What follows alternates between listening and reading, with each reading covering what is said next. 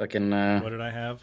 I had yeah, no, I syphilis. had a. This wasn't even. This is like a third. Yeah, among other things. Yeah. Uh, this is a third party story. This one, but it relates to what you just said.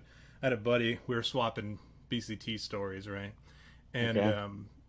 the one of my favorites that he told me was he had a.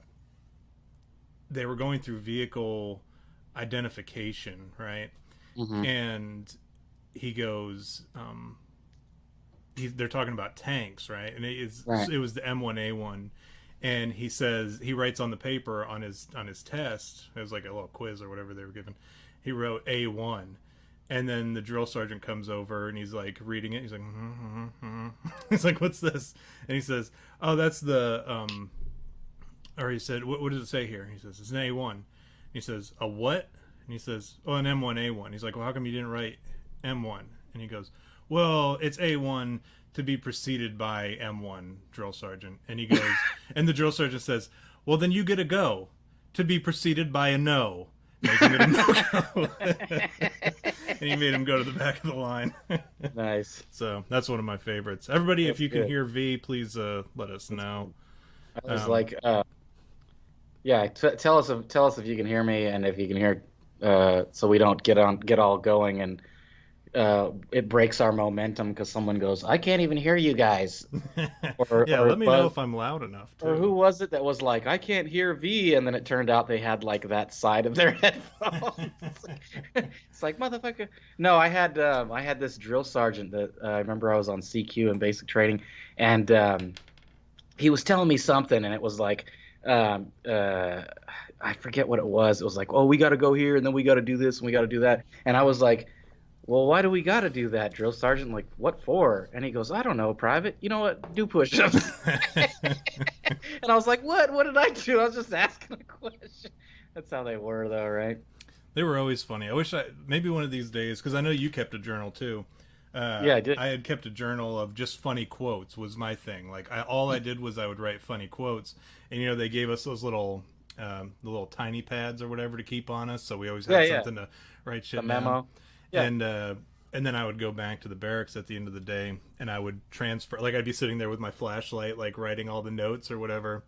Um, and I would switch from the small pad to to my main notebook or whatever. So I have Right. just like this thick notebook full of quotes and then stuff that I would like tape into it, like not memorabilia, but like scrapbooking almost, basically with Right. this notebook or whatever. Yeah, Let's Fish already says that does the stream keep cutting up for you guys? That's the second one Is we've it? gotten today. Is Is it cutting out? anybody else having a problem? Remember, I used to have a drill sergeant that would say, he'd go, you know why I didn't graduate kindergarten? Because I don't play. Because I don't play. He always said he was from the Cav, y'all. From the Cav, you heard? But he was like, I don't play. He don't play. That's why he didn't graduate kindergarten. We I yeah, love we used to that. have one like the one Cav guy. Everyone else was infantry in my basic for whatever reason. Like the or yeah, it was all infantry except for one guy who was Cav, and he talked like this, but he was like super white, and he'd go get in the grass. All the time. So, oh, what is going on with the internet? Yeah, I don't know, man. I don't Find know. me on them internets. It's not showing Remember me. that dude? What was his name?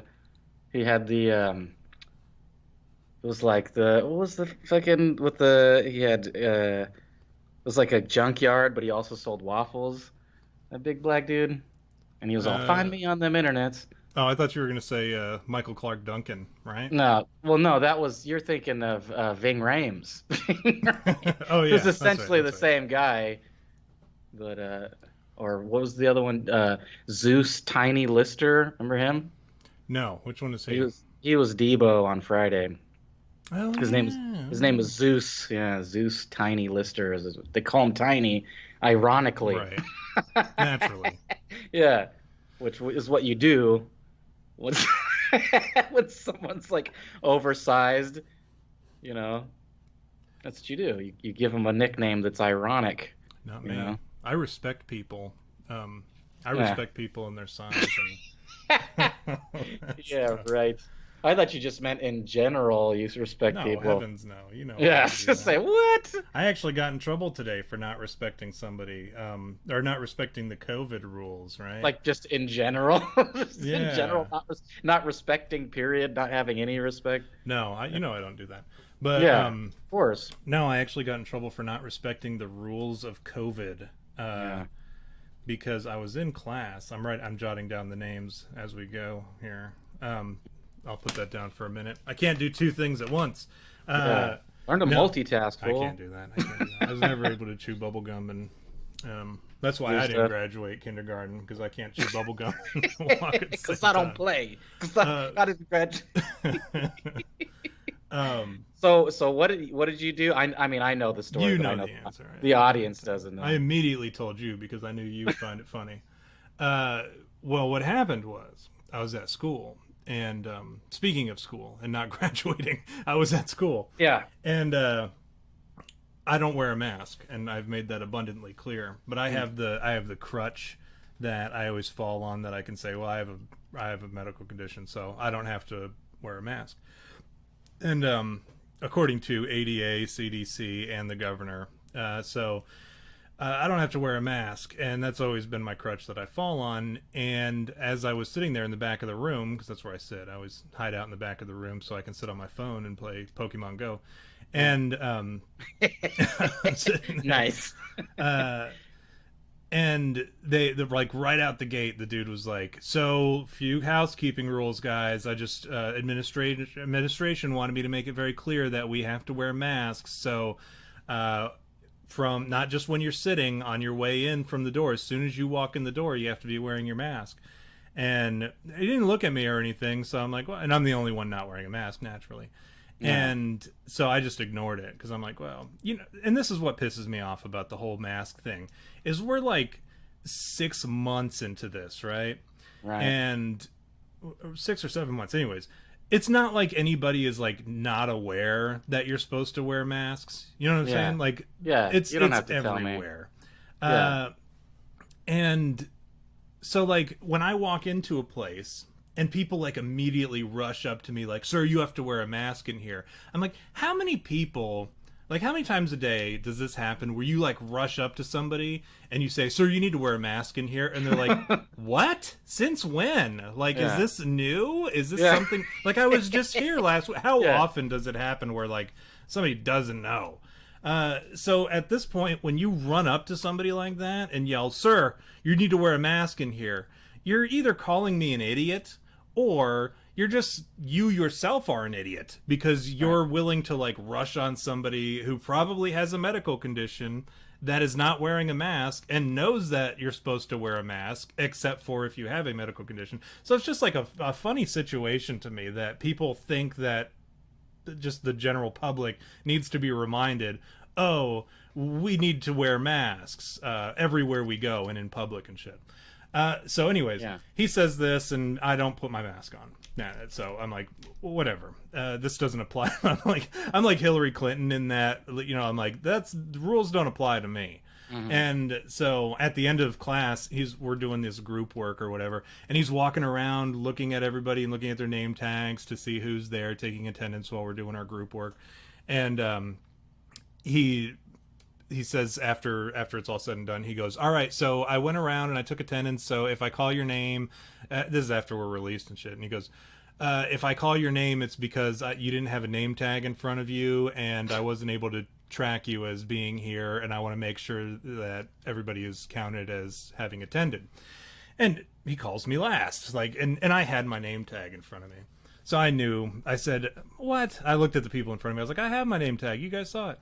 I said, "You know what? He's probably calling me up there to yell at me about not wearing a mask." And sure enough, I walk up there, and he goes, "Hey." Well, I approached him saying, "I had a name tag in front of me," and he's like, I know. It's, you know, you didn't have a mask on, and I got to tell you, we have to wear masks in here. Administration's being real strict about this." And I was like, "Look, I have I said I have pulmonary fibrosis, dude." And he goes, "Well, did you clear it with administration?" And I said, "Well, no, I didn't know that I had to." And he goes, "Well, we need to see if we can get that cleared. Maybe it's just like a note from your doctor, or maybe some medical records, just showing that you have this medical condition. You don't wear one, otherwise you're going to keep getting harassed about it. Which is, like the shit that we do, like that long con stuff that you were talking about, where you make it seem like you're not the one that's pitching a fit about it, and then make the other person, make them feel like you care about them when really you don't. And so I immediately saw right through this thing. I was like, what's weird, Professor? Which sounded probably way exactly how rude as I wanted it to. Listen, Professor. The thing is, I went when I was trying to apply for the VA, and they had to fill out a form for me saying that I had all my medical stuff on file. They wouldn't sign it because here at the school, they wouldn't sign it because they don't keep medical records on students, and they do it to avoid HIPAA regulations. So it sounds to me like you're saying that they'll take medical records when it's beneficial to the school, but absolutely absolve themselves of responsibility when it's beneficial to the student.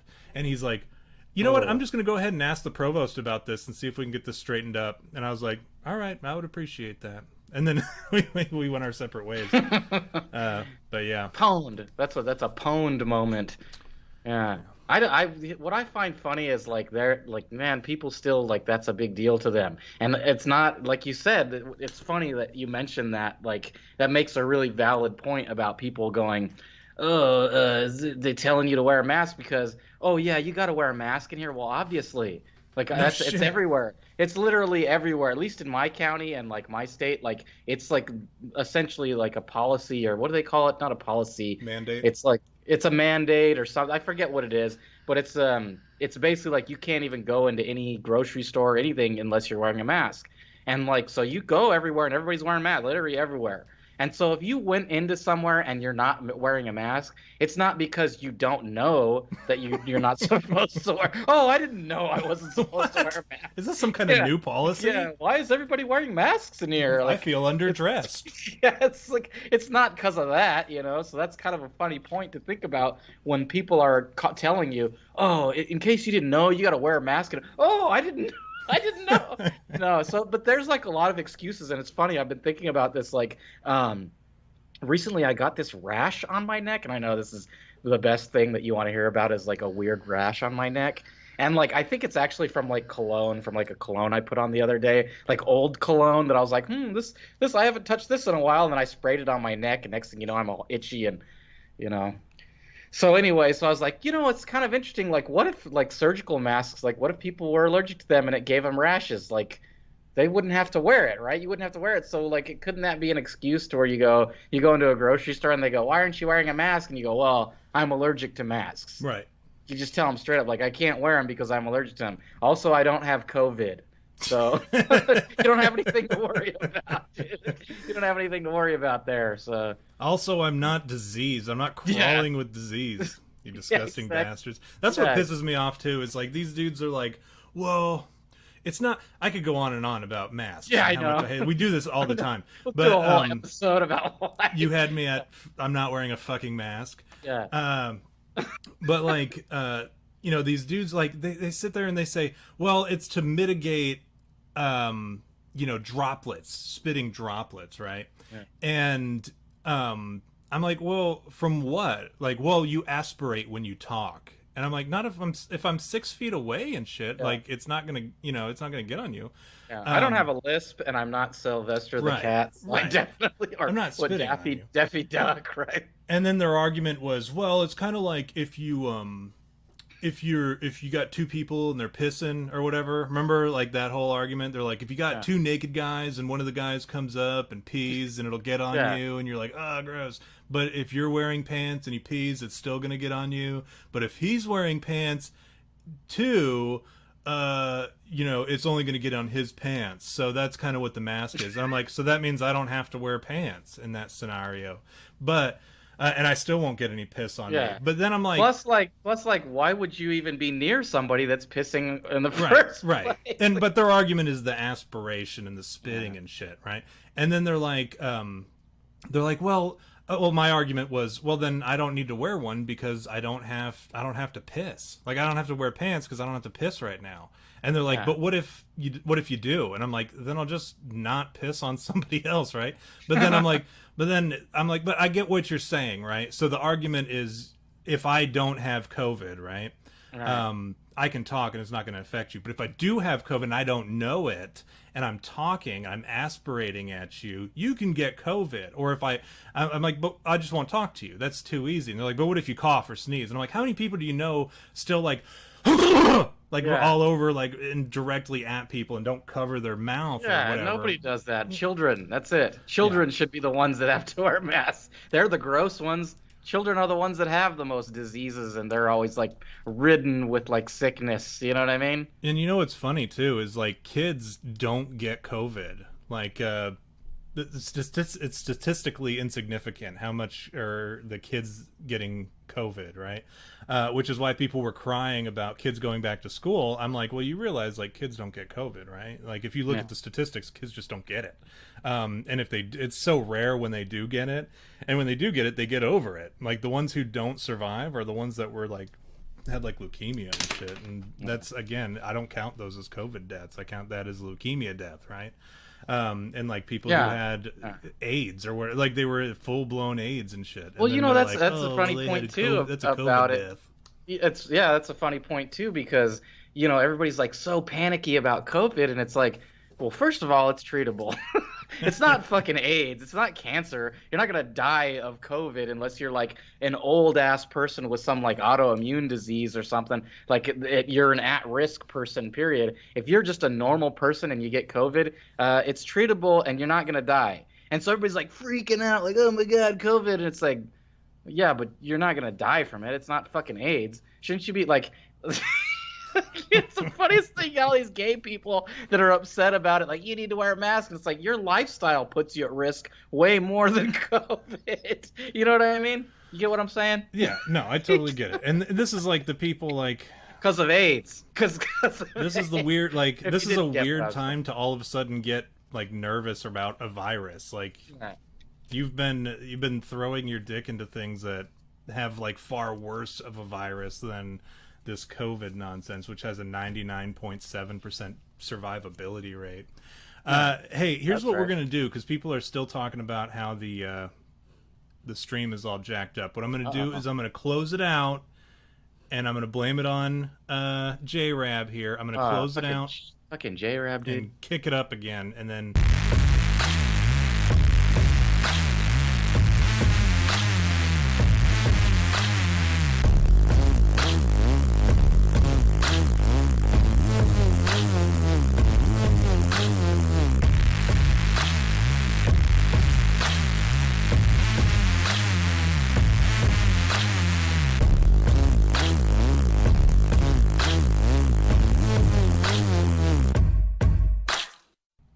Okay. we're back. Yeah, I said that fucking- after I hit unmute for both of us, so didn't really matter. I thought I was Huh. being stealthy. VS, that song actually comes from, what the hell is that thing called? A Serbian film is the name of the movie. It's a disgusting. That's the actual name of Yeah. the movie, is a Serbian film. A Serbian film, yeah. And there's like a. I'm not going to ruin it for you guys. I recommend just going and watching it. Totally clean, family friendly movie. No. No, it's not. Really? It's, Is no, it really? It's the furthest thing from that. All right, I can't. We can't go until J Coop gets here and announces his presence because this is for him today. Today's episode is for J Coop. So Right. I actually saw a movie on Amazon the other day. I skimmed past it and I thought of you. I was thinking, oh, I wonder if Tom has seen this movie. And I want to say it was called something Uncle Peckerhead. You seen that? Have you no, seen that movie? I've never seen a movie with the name with the word Peckerhead in it. It is called Unfortunately. something Uncle Peckerhead. I'm telling you. Oh, that's like the actual name, something Uncle Peckerhead, or No, it's okay. not. That's not the actual name. But the movie has the title, the word Peckerhead in it. All Now right. I need to like determine exactly what it's called. You know, I don't just like movies that have curse words in the title. V. No, I That's know. not I my, I I was okay. It's just called Uncle Peckerhead, is what Ah, it's called, and it says when up here. I'll read you. I'll read you the what's it called here? When a punk band scores their first tour, life on the road proves tough when they hire a man-eating demon as a roadie. This is that's the log line there for this movie called Uncle Peckerhead. There's no actors that you would know unless you know David Littleton or Chet. oh, that's my dude, David Littleton cheeks. No, you're kidding. You're fucking kidding, right? No, I don't know. Fucking David Littleton. I was like, for a second, I was like, you really had me going there. Where is everybody at, man? Did you tell them that we're back live or? Yeah, I did. As a matter of fact, I'm really just worried at this point about Jay Coop because he wanted us to talk about today's episode. So Yeah, this is for him. that's it. Because he's always hounding us. Every time we say, "You guys tell us something to do," and then he tells us, and then we never do it. We always do something else. And what's funny is today, what was it today or was it yesterday? I think it was yesterday. You said, Yeah. what are we covering tomorrow?" And I said, "Oh, I don't know. Probably." I said, "We'll figure it out later." And you were like, "What's that one that Jay Coop's always talking about? Something Schneider." And I was like, I said, "You got me. I don't think he's ever told me." And then as soon as he told me what it was, I was like, "Oh, he has told me that." And but yeah, he told us, and I said, you know what? I'll just ask him because I'm not going to sit here and play this game where I like scroll through all of his messages. Not like not like we have like some crazy extensive conversation or anything. Certainly not one that just specifically talks shit about UV. But I wasn't about to scroll through all that and try to like weasel it out of him. Like, hey, how do you spell the name of that guy you were always trying to get us to talk about, or that thing that you were always trying to talk about? Yeah. You know that number. Yeah, be subtle about it, so it makes it seem Right. like you didn't forget, but you really did. Yeah. And Yeah. so I just said, "Hey, what's that friggin' thing that you wanted us to talk about?" And he like had it all typed, like he had this whole paragraph. He probably just copied and pasted it. He's from he's last actually time. done posts that he's like tagged us in on Twitter that like has stuff that has like videos of stuff that we should like watch or whatever. Um, I was like, yeah, this stuff's interesting, man. Like we should totally do this. And then actuality, I kind of just skimmed through it. I was like, yeah, this looks. And I can't look at everything, man. I can't be bothered with all Yeah. these recommendations from Yeah. our actual loyal fans, not the fair weather ones who just show up in passing or whatever, and leave some hate mail in the comments. But no, the somebody else had actually messaged me and said, "Hey, you guys should totally talk about this," and it was something so like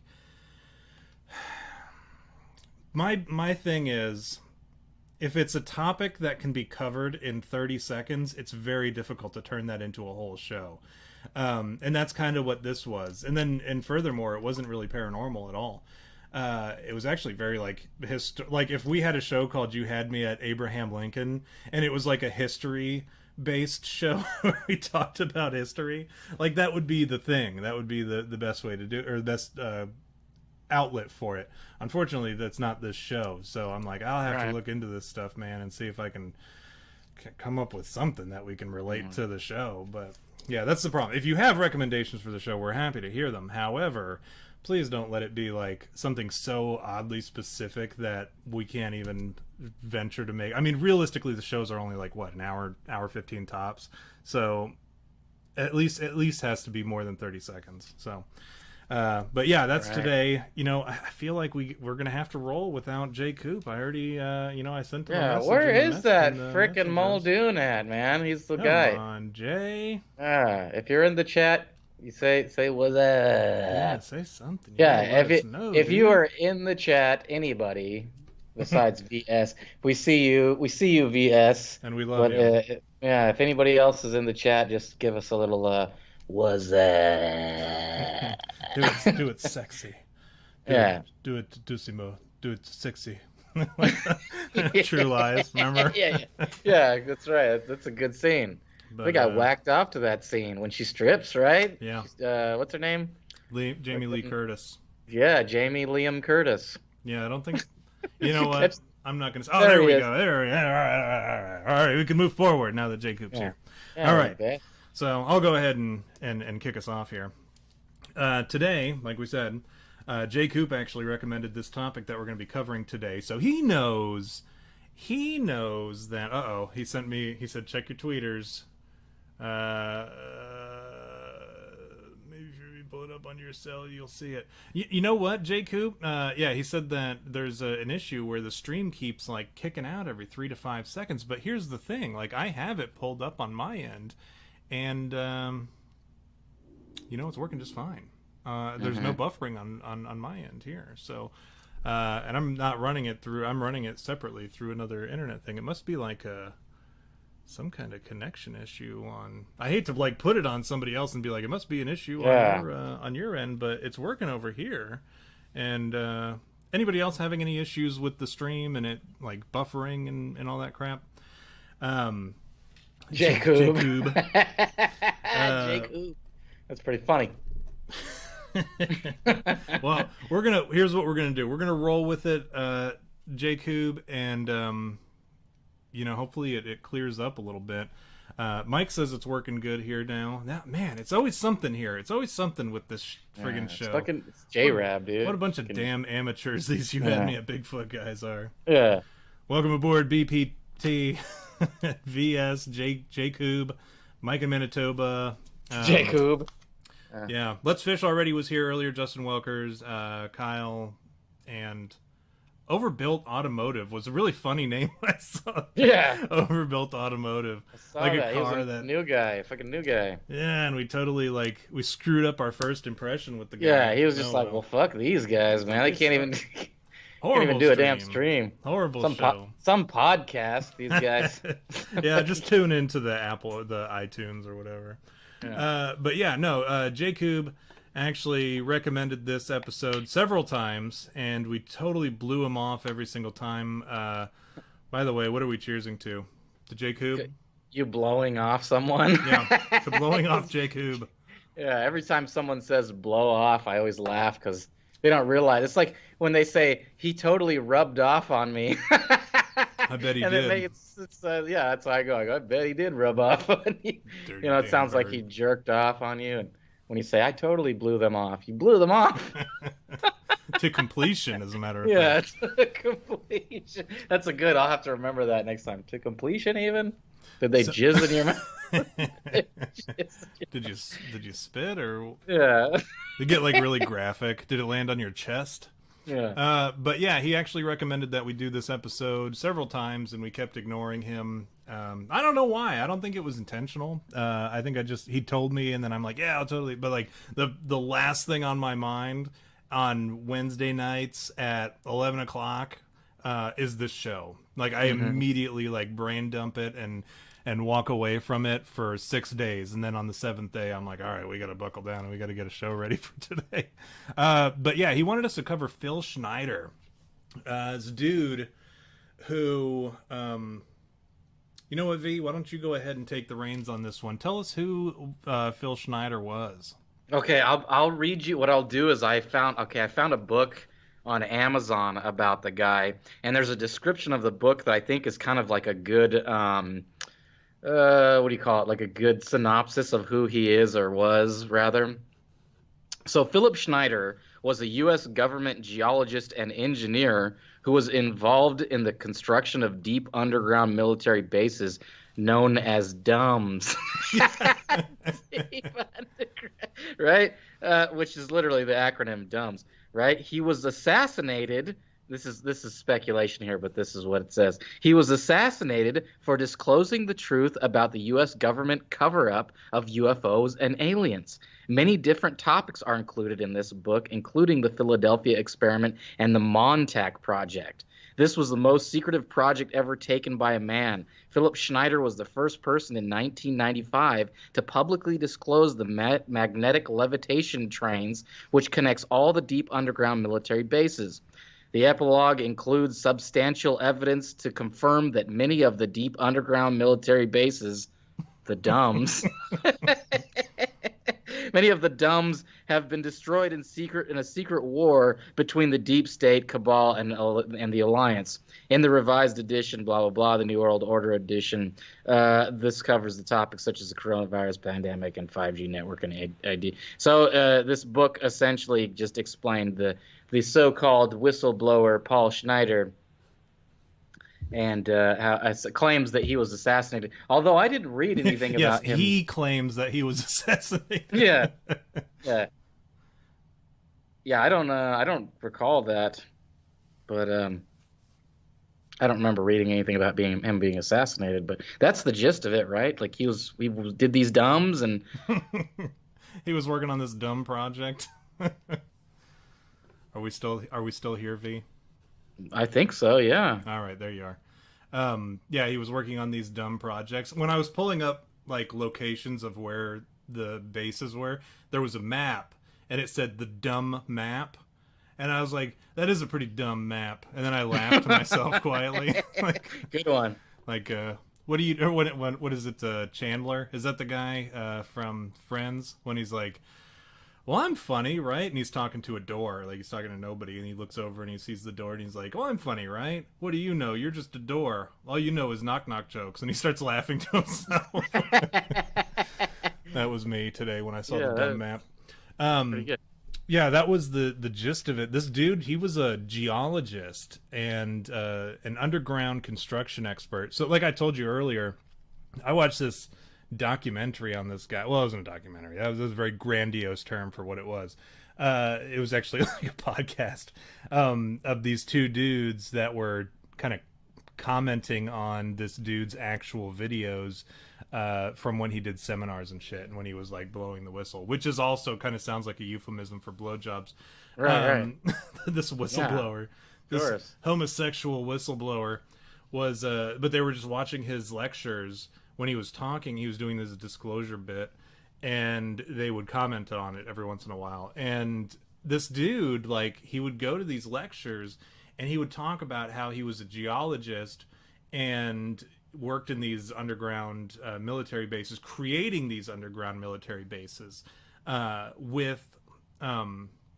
it's like almost like like in a cartoon, like when they have those gigantic drill cars where they like are driving and then all of a sudden it points down and then they drill down the ground. Yeah, wasn't that like fucking Krang, right? Krang from the Ninja Turtles had on that. Yeah. It was exactly that. He would take these things, he would drill down, and then he would drill like 4 holes, and that would be the outskirts of this underground city. Yeah, and the dumb. Yeah, the dumb. I'm sorry. We need to refer to it by its proper name. And then they would go down like 2 miles deep.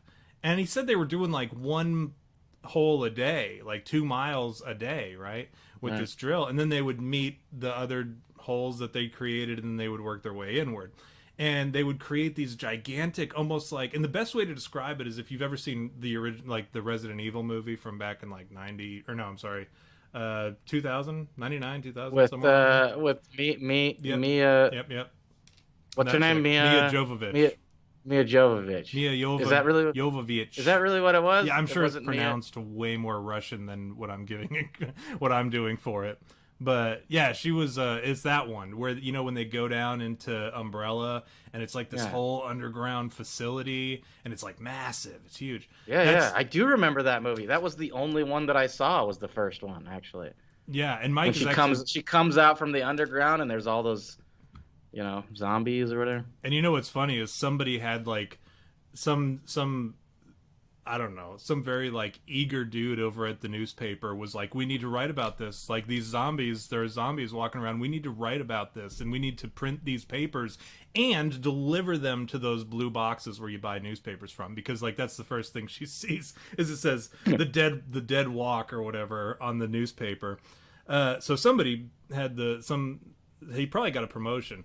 Anyways, these underground d.u.m.b.s, or these d.u.m.b.s, that's repetitive. That's like saying the ATM machine.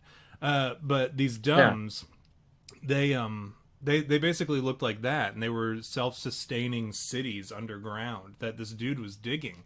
And he kind of talks like this. He was doing this for like 17 years, working on these government black projects, right? And he had this level 1 uh, these level ones. He had a level 1 security clearance, which meant that he was able to like do like see all this shit that like whatever everybody else wasn't able to see. And he would work on these projects. And the one thing that he said that really pissed me off, like everything else was fine, but the one thing that he said that pissed me off was the black funds. That's what they were called, like the congressional black funds, the government black funds. What? They were it was something like $1.5 trillion every 2 years or something. And that's how much was getting funneled into these projects to make these d.u.m.b.s, and some of the other crazy stuff that they had going on with aliens. And when it's all said and done, there are like 130 secret underground military bases that that this dude, not, I don't think that he was necessarily involved in all of them, but he was disclosing all the information about 130 different d.u.m.b.s that are in the United States, and across the world there are like 1,000 of them or something. But yeah, he was they're all across the country and underneath places like the capitals, underneath actual above ground military bases, in like laboratories and all sorts, and they're all connected too. So this dude, he would create, in addition to the underground military bases, he was in charge of creating these tunnels that went from one underground base to the next one, and they operated on a we've seen it now with Elon Musk. He has those high-speed trains that he was trying to create, where they kind of sit on a reverse magnet, or like opposing magnets or whatever. And I mean, this is back in like the 70s, 80s. It's like a hover 90s. train, right? Like, yeah, it's like a cartoon but real. It's like a hover train, right? And that's like, what he would do. What was that Transformer train, Astro train? I don't know. And he turned into a spaceship and a train. Astro train, I think is one. Yeah. Did You got to watch the movie with "You Got the Touch." You remember the movie, the original Transformers? Are you kidding me? I don't. You, dude, what the? Like, get like today, go get the original Transformers movie. It has Weird Al Yankovic does a song in it. And what's the who's song the by guy? Weird Al? I know all of Weird Al's songs. It's Dare to Be Stupid. They use Dare to Be Stupid. Yeah. But there's who's the guy? Orson Dare to Be. Yeah, Orson Welles is in it too, and so is what's his name? Fucking Spock. Who's Spock? Leonard Nimoy. Leonard Nimoy. Yeah, and Leonard Nimoy. Great movie. The original Transformers movie is the best Transformers movie to me of all time. Even better than the ones with Marky Mark? Yeah, wait, those didn't suck, man. What about the one with John Cena? You watch your mouth. Oh yeah, the one with John Cena. I mean, wait, was John Cena? Was he in one of them? I think so. No, yeah. You're thinking of Tyson. What's his name? Josh Duhamel. What? Yeah, Mike. Timothy Oliphant. No, Timothy. Is it Timothy? No, he's not in it. No, here's the thing. You would know. Remember, we talk about like you could interchange certain actors, and I had told you at one point you could interchange Timothy Oliphant and Josh Duhamel. Except for Timothy Oliphant never got peed on by Fergie. But anyways, back on the subject at hand. Digress. Right? Yeah, digress. So he would create these tunnels, and here's the thing. And Mike even pointed it out earlier. These machines that would dig were actually owned by the U.S. Air Force.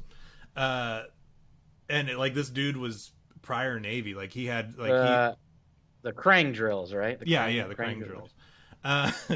Which will from now on henceforth referred to as the Krang drills. They were actually owned and belonged to the Air Force. But this dude, I think he was like prior service Navy. He had supposedly he had this like impeccable military record, like real like totally normal dude prior to all this disclosure shit.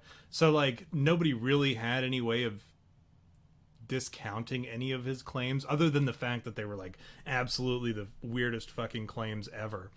And but he would create these tunnels to all these different military bases, and he was actually supposedly stationed at Groom Lake, which is more like commonly known as Area 51, Oh. S4, and Los Alamos. And he talks at great Mm. length. I want to say, I forget which one of those is the one that's actually like a laboratory where they took the charred remains of the aliens from Roswell.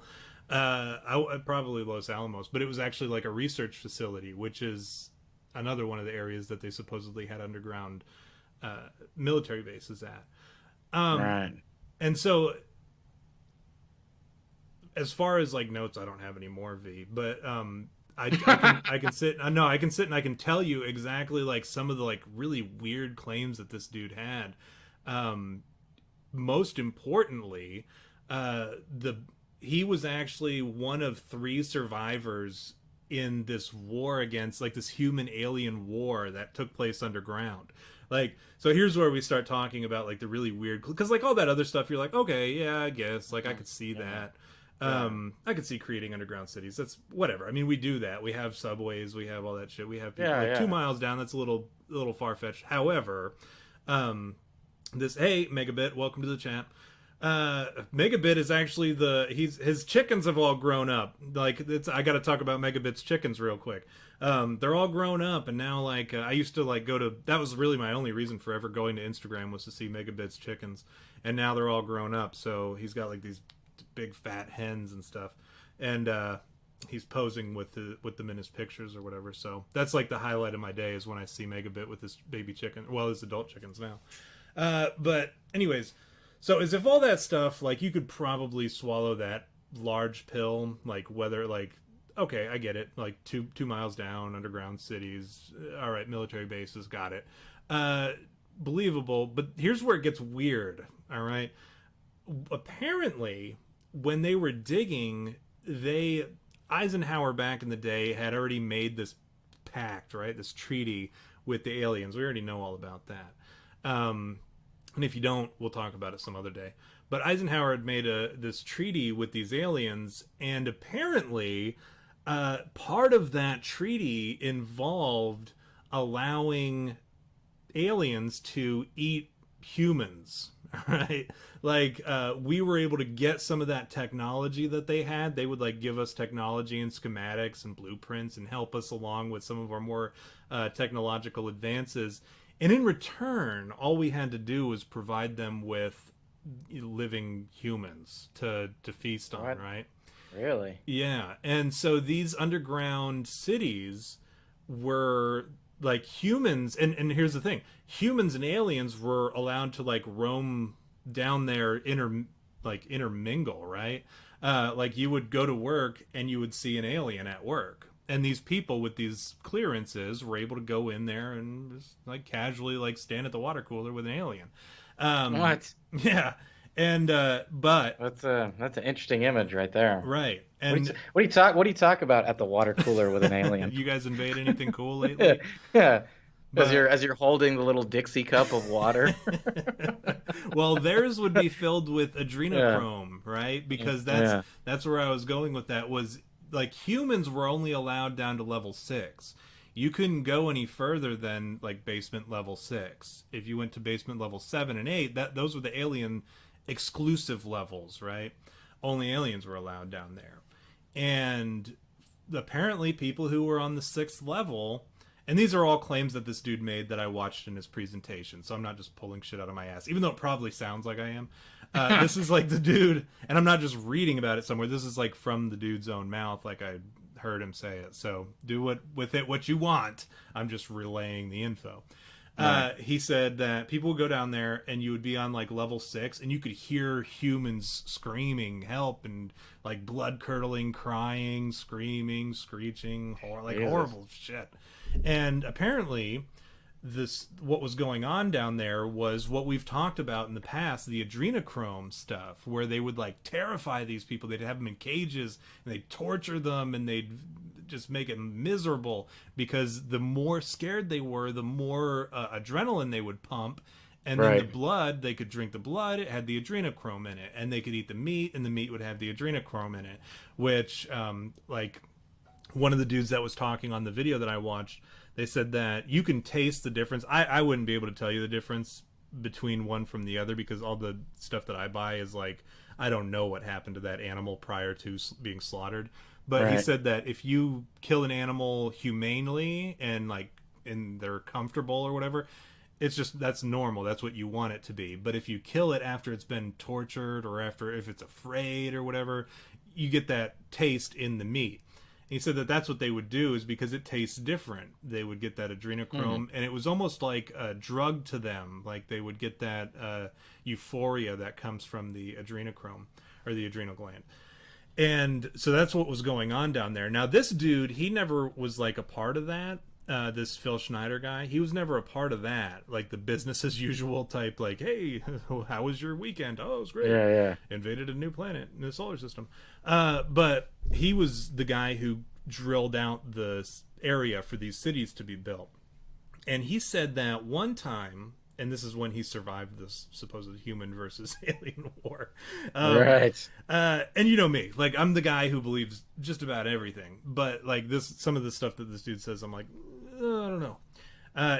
They bored down the hole and they hit a cave system underground. And when they got down there, he was the first one down. And it's like a 2 mile. They got to like lower you down on this. I don't think they do it like manually by hand. Yeah. That'd be horrible. But like they lower you down and you're just lying in this basket and you go all the way down and then you get to the bottom and then they wheel someone else down and someone else down. This dude gets down there and he's like looking around and all of a sudden he comes across a tall gray, right? And I can actually pull up a picture. I have a picture of a tall gray here for people who don't know. Yeah, I bet you thought I was going to do the what do you call it? The Kenny Loggins thing. Kenny Loggins, yeah. Nope, I have a real picture here of a tall gray. This is supposedly what they look like. These were the tall grays, and apparently they live below our surface. Like these are one of the alien races that live below our surface. And I can actually, let me see here. I have a picture. This was funny. I pulled up I was pulling up pictures of Phil Schneider, and this picture showed up like it was a real picture of an alien in the tunnels underground. But there was like a red circle around him, like you know when you have like scary pictures and shit, and they're like, "Look here, and you'll see the ghost" or whatever. Like somebody drew a red circle. Like you wouldn't notice it. What am I looking for here? All I see is a bunch of wires on the gotta wall. Find it right here. This is some shoddy carpentry and masonry, I'll tell you. But yeah, this is the tall grays. Supposedly, they're the ones that kind of and we talked about this in the first episode. Nobody's watched our first episode though, so like the alien races, the tall grays, they're kind of like the smart version of the grays, right? And then also we'll come back to that here in a little bit. But this dude, like, he came face to face with one of these tall grays. And he's wearing the whole get up, like the whole radioactive suit get up, and you know his uniform underneath it and all that crap. But they have to carry pistols. They're like contracted by the military and all that stuff. And apparently they were issued weapons just in case. And then they had a detachment of like SF guys, Delta Force guys, probably Delta Force guys. They said SF guys, but I doubt they don't give that sort of responsibility to SF guys. And then some agents from the Secret Service as well. But they're like in all there were 60 people that went down that day, and only 3 people survived, this dude being one of them. And apparently when he saw this dude, he was the first one there, and when he saw this alien, the alien made some kind of aggressive movement towards him, and he pulled his gun and he shot him and killed this alien. And then all of a sudden all the alien buddies showed up, and meanwhile all the other guys are like rappelling in and shit, and then they get into this big fight. But one of the dudes that one of the aliens that he encountered actually like waved his hand in front of like an Iron Man heart thing that he had on his chest. Really? And he had zapped him. An arc reactor or arc Yeah, something. But he zapped this dude, Phil Schneider. And I actually, like, this part I found a little difficult to believe. However, like, I found some photographs of it. The dude, when he got zapped, like, the alien waved his hand over this thing, and it zapped Phil and, like, knocked him out. He said it was like a bolt of lightning hit him. And then everybody came. He was all like, jacked up. Zap Yeah. your dumb ass. Zap your dumbass. Comb your Yeah, beard. yeah, Uh, zap your dumb. but no, he said that it knocked his, or like it burnt his fingers off, right? So here's a picture of his fingers. And Oh, jeez. then it also, it split him open, it flayed him open like a fish.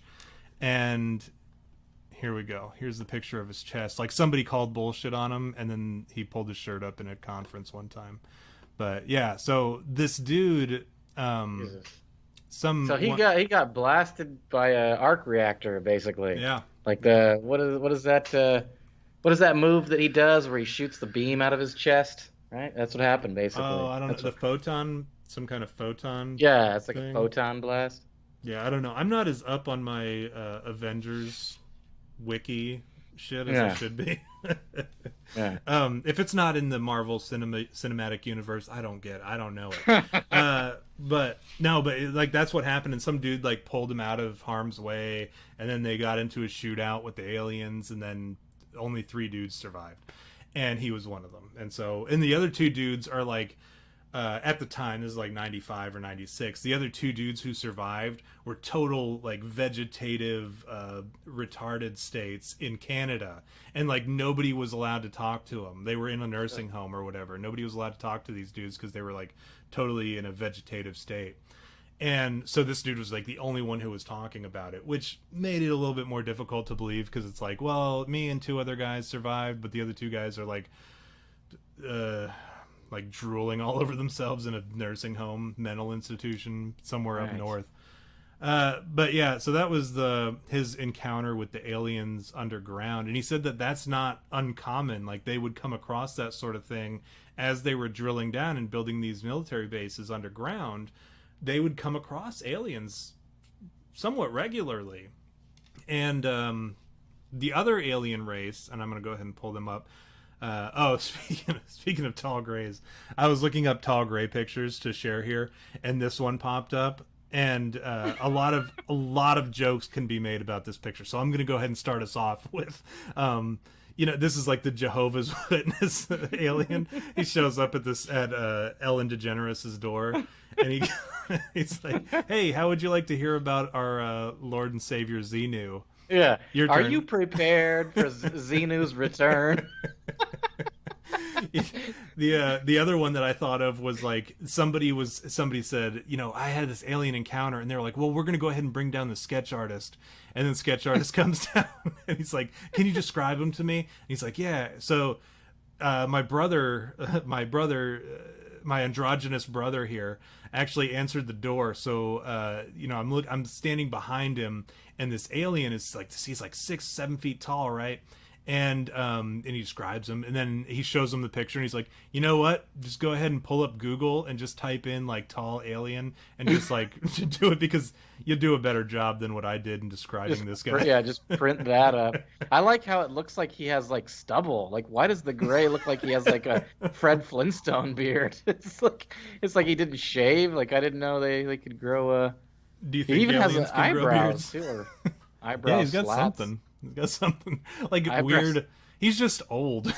You know what I always found weird about the Greys in general? Yeah. Is that they don't have nipples. Have you ever noticed Yeah, that? what's up with that? How do they feed their young? You don't want to Yeah. know how they feed their young. It's a way grosser. What are you doing? Oh, I'm just feeding the baby. That's what? Culture shock. But then also we have, let's see here. So the small grays, here we go. These are like the munchkins of the alien kingdom, I think, right? These adorable little critters.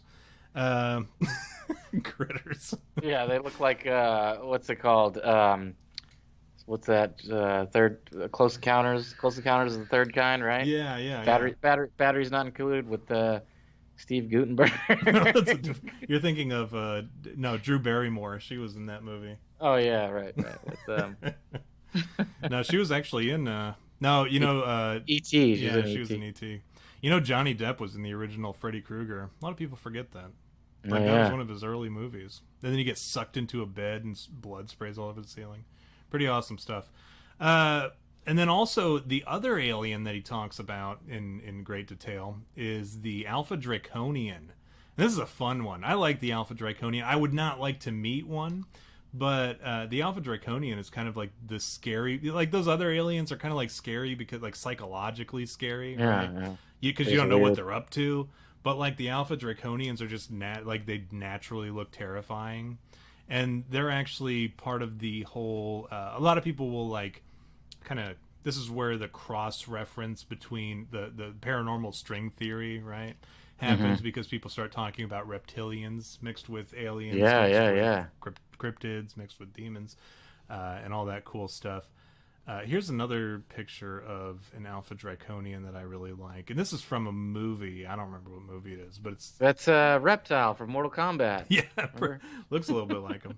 Yeah. I think it's. I want to say when I looked up the picture, it said Jupiter Rising. There was actually a picture or a movie.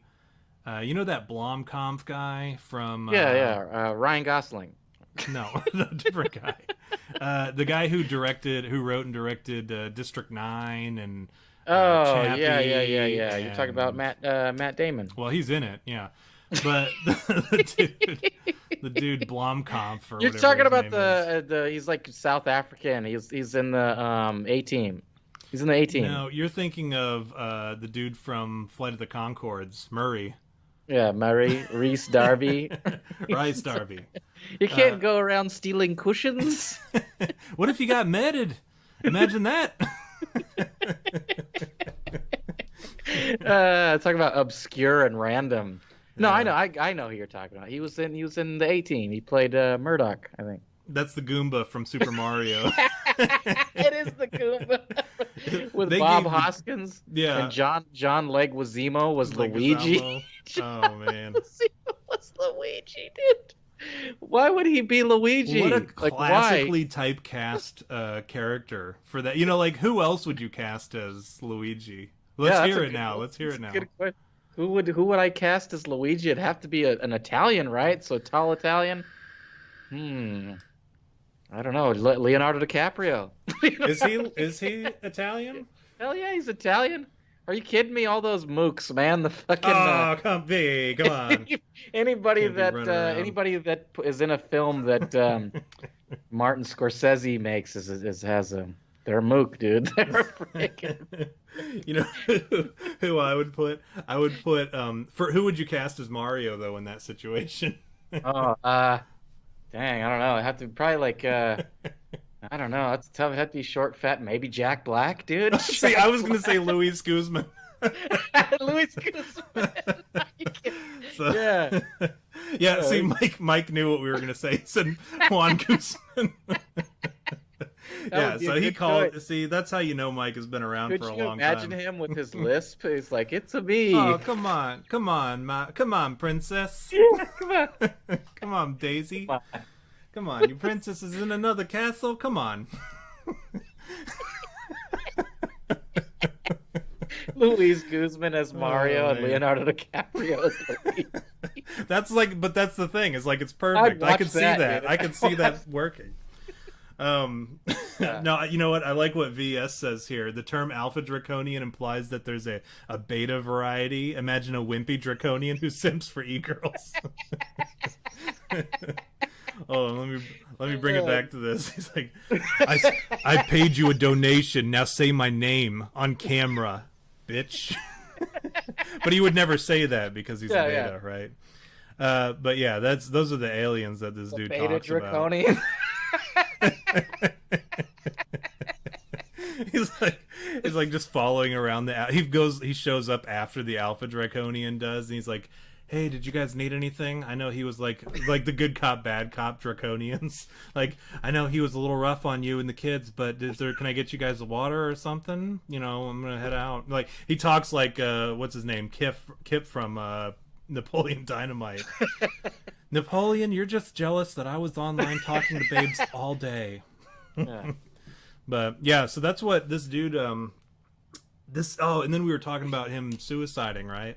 Yeah. Did you read up on anything about him suiciding or? No, I read. I didn't see anything about him suiciding. I thought that he was murdered in the Alien War, which actually I would actually like to know a little bit more. If you have the information, you said that you have the information. So I'm kind of interested to know what is this alien war they keep talking about that was happening underground that like what is it? Like what does is there any description of like how it started or what it caused or like what the hell, So dude? no, the end. Okay. Yeah. End of episode. No, this dude, he like that was the extent of what. So like, here's a story I think I've told before. Was like there was this dude who was in my unit when I was at Fort Knox, and this was at a training battalion, and or training brigade rather, and he was like in the headquarters company with me, but he was the combatives guy because he couldn't do anything else. He was just like he was constantly getting hurt, so the army just sent him to go do something where he couldn't get hurt. And then he's like, "Well, I know combatives," so they sent him over to the combatives, which he probably continued to get his head busted. But this dude, his name was, I'm not gonna say his name. Because like not that he listens, but like I know my luck, like somebody will be like, oh, I know that dude, and like I'm gonna tell him you're talking shit about him.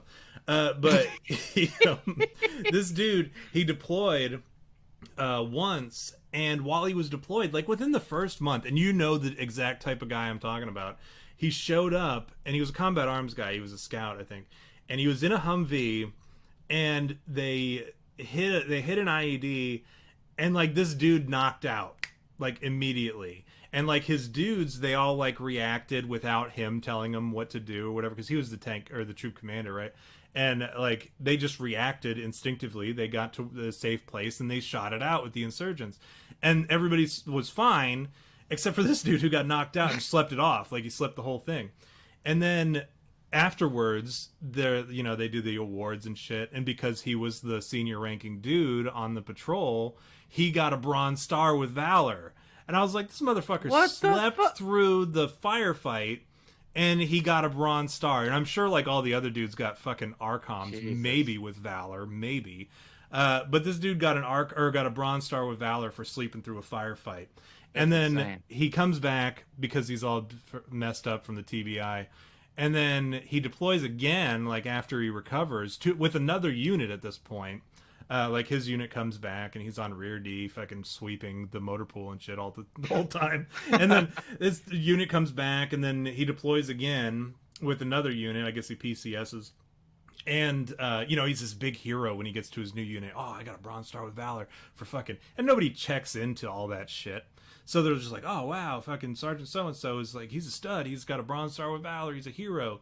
And then the dude fucking deploys again.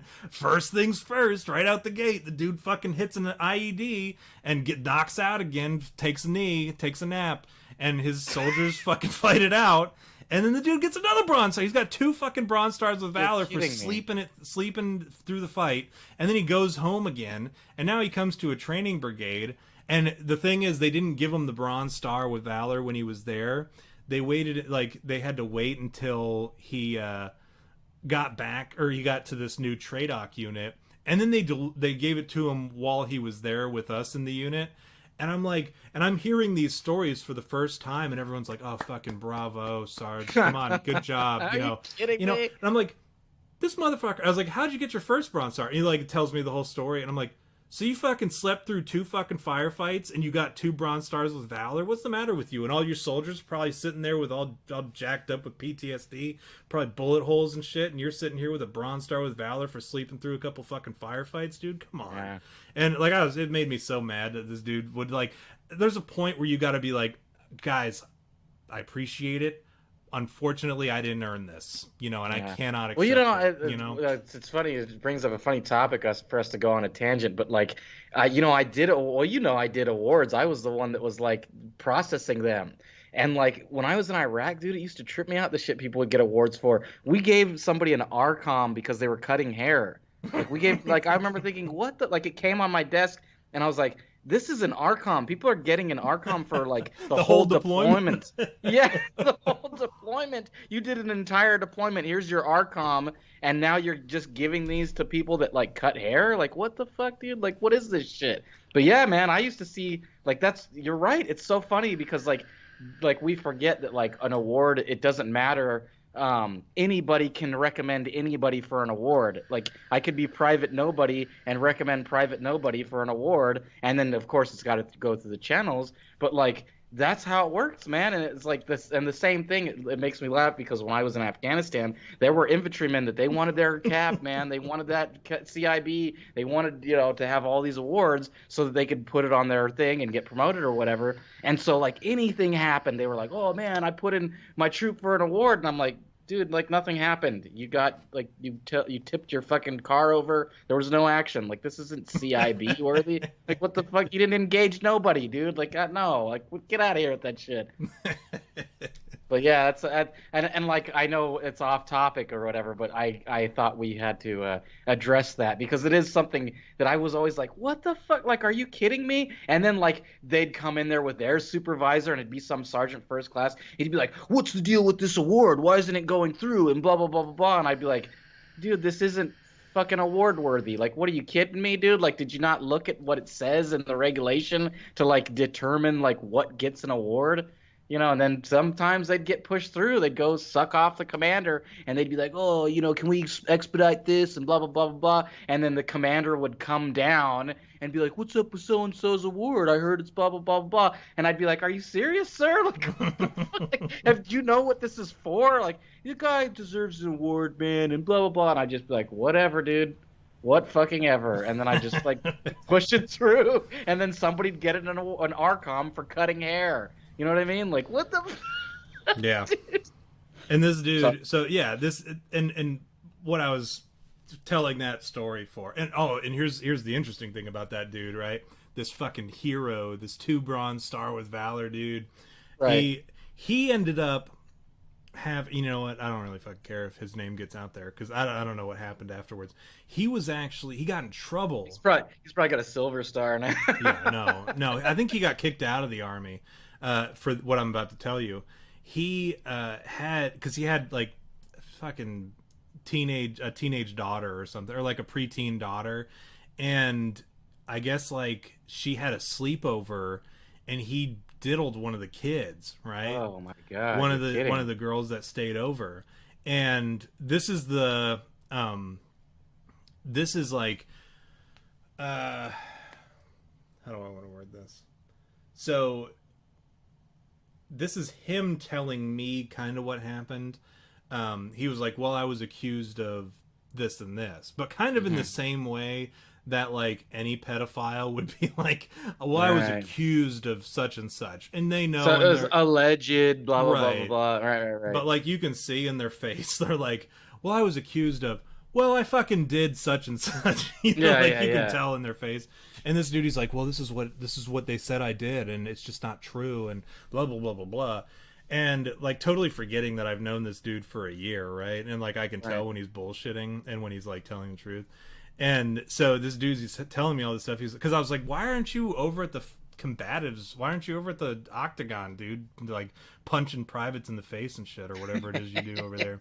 Yeah, because that's what they did. I mean, it was a basic training brigade, so that they trained the basic trainees how to do combatives level 1 and 2, and that's what this dude did. Was he just go and punch privates in the face, and he was like he was just hanging out in the supply room area and the training room area, and I was like, what are you doing over here? Go do whatever it is you do over there at the other building.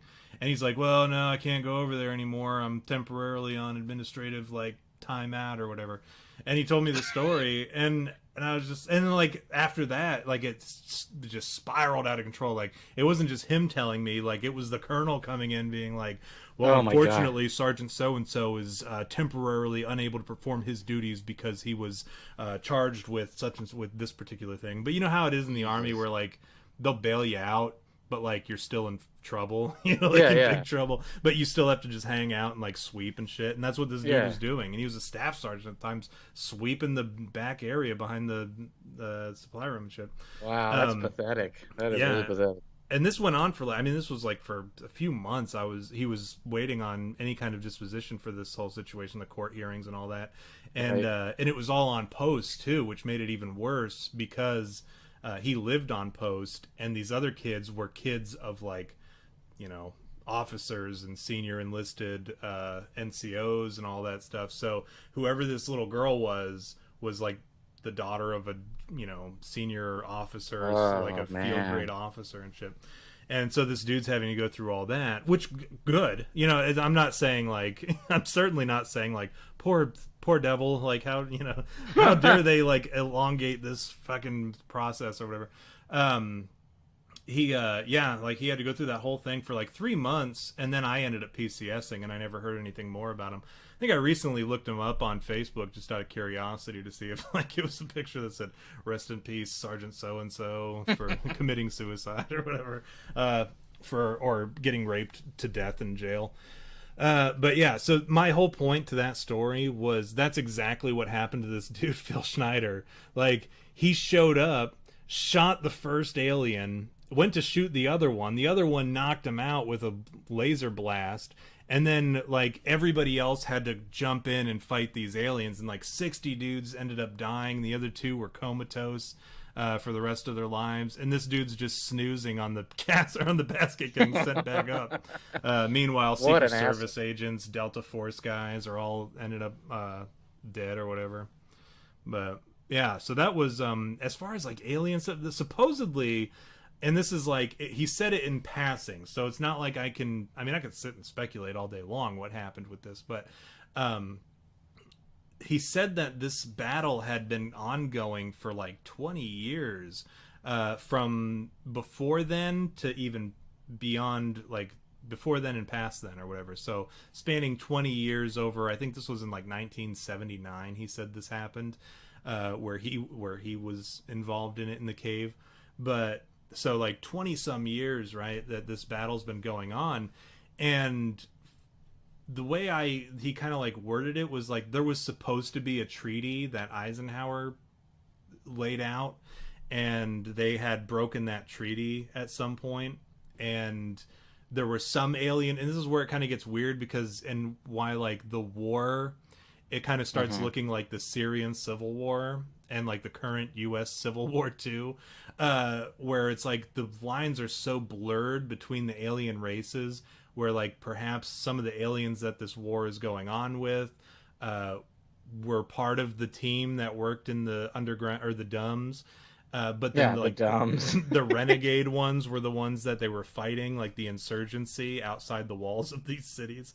Or like when they try to create new ones, that's when they encounter these new aliens that either don't know about the treaty or are not willing to honor the treaty or whatever. But yeah, that's kind of like, he didn't really talk much more about it. He just said that it was something that the government knows exists, that these black funds go to. They're aware of the presence of these aliens. They recognize the workspace that they share with these aliens. And this what, like cubicles? Yeah, something. I don't know what they do in these underground bases, but I assume that there's probably like the alien in accounting. Right? You're gonna have to get with over accounting, right?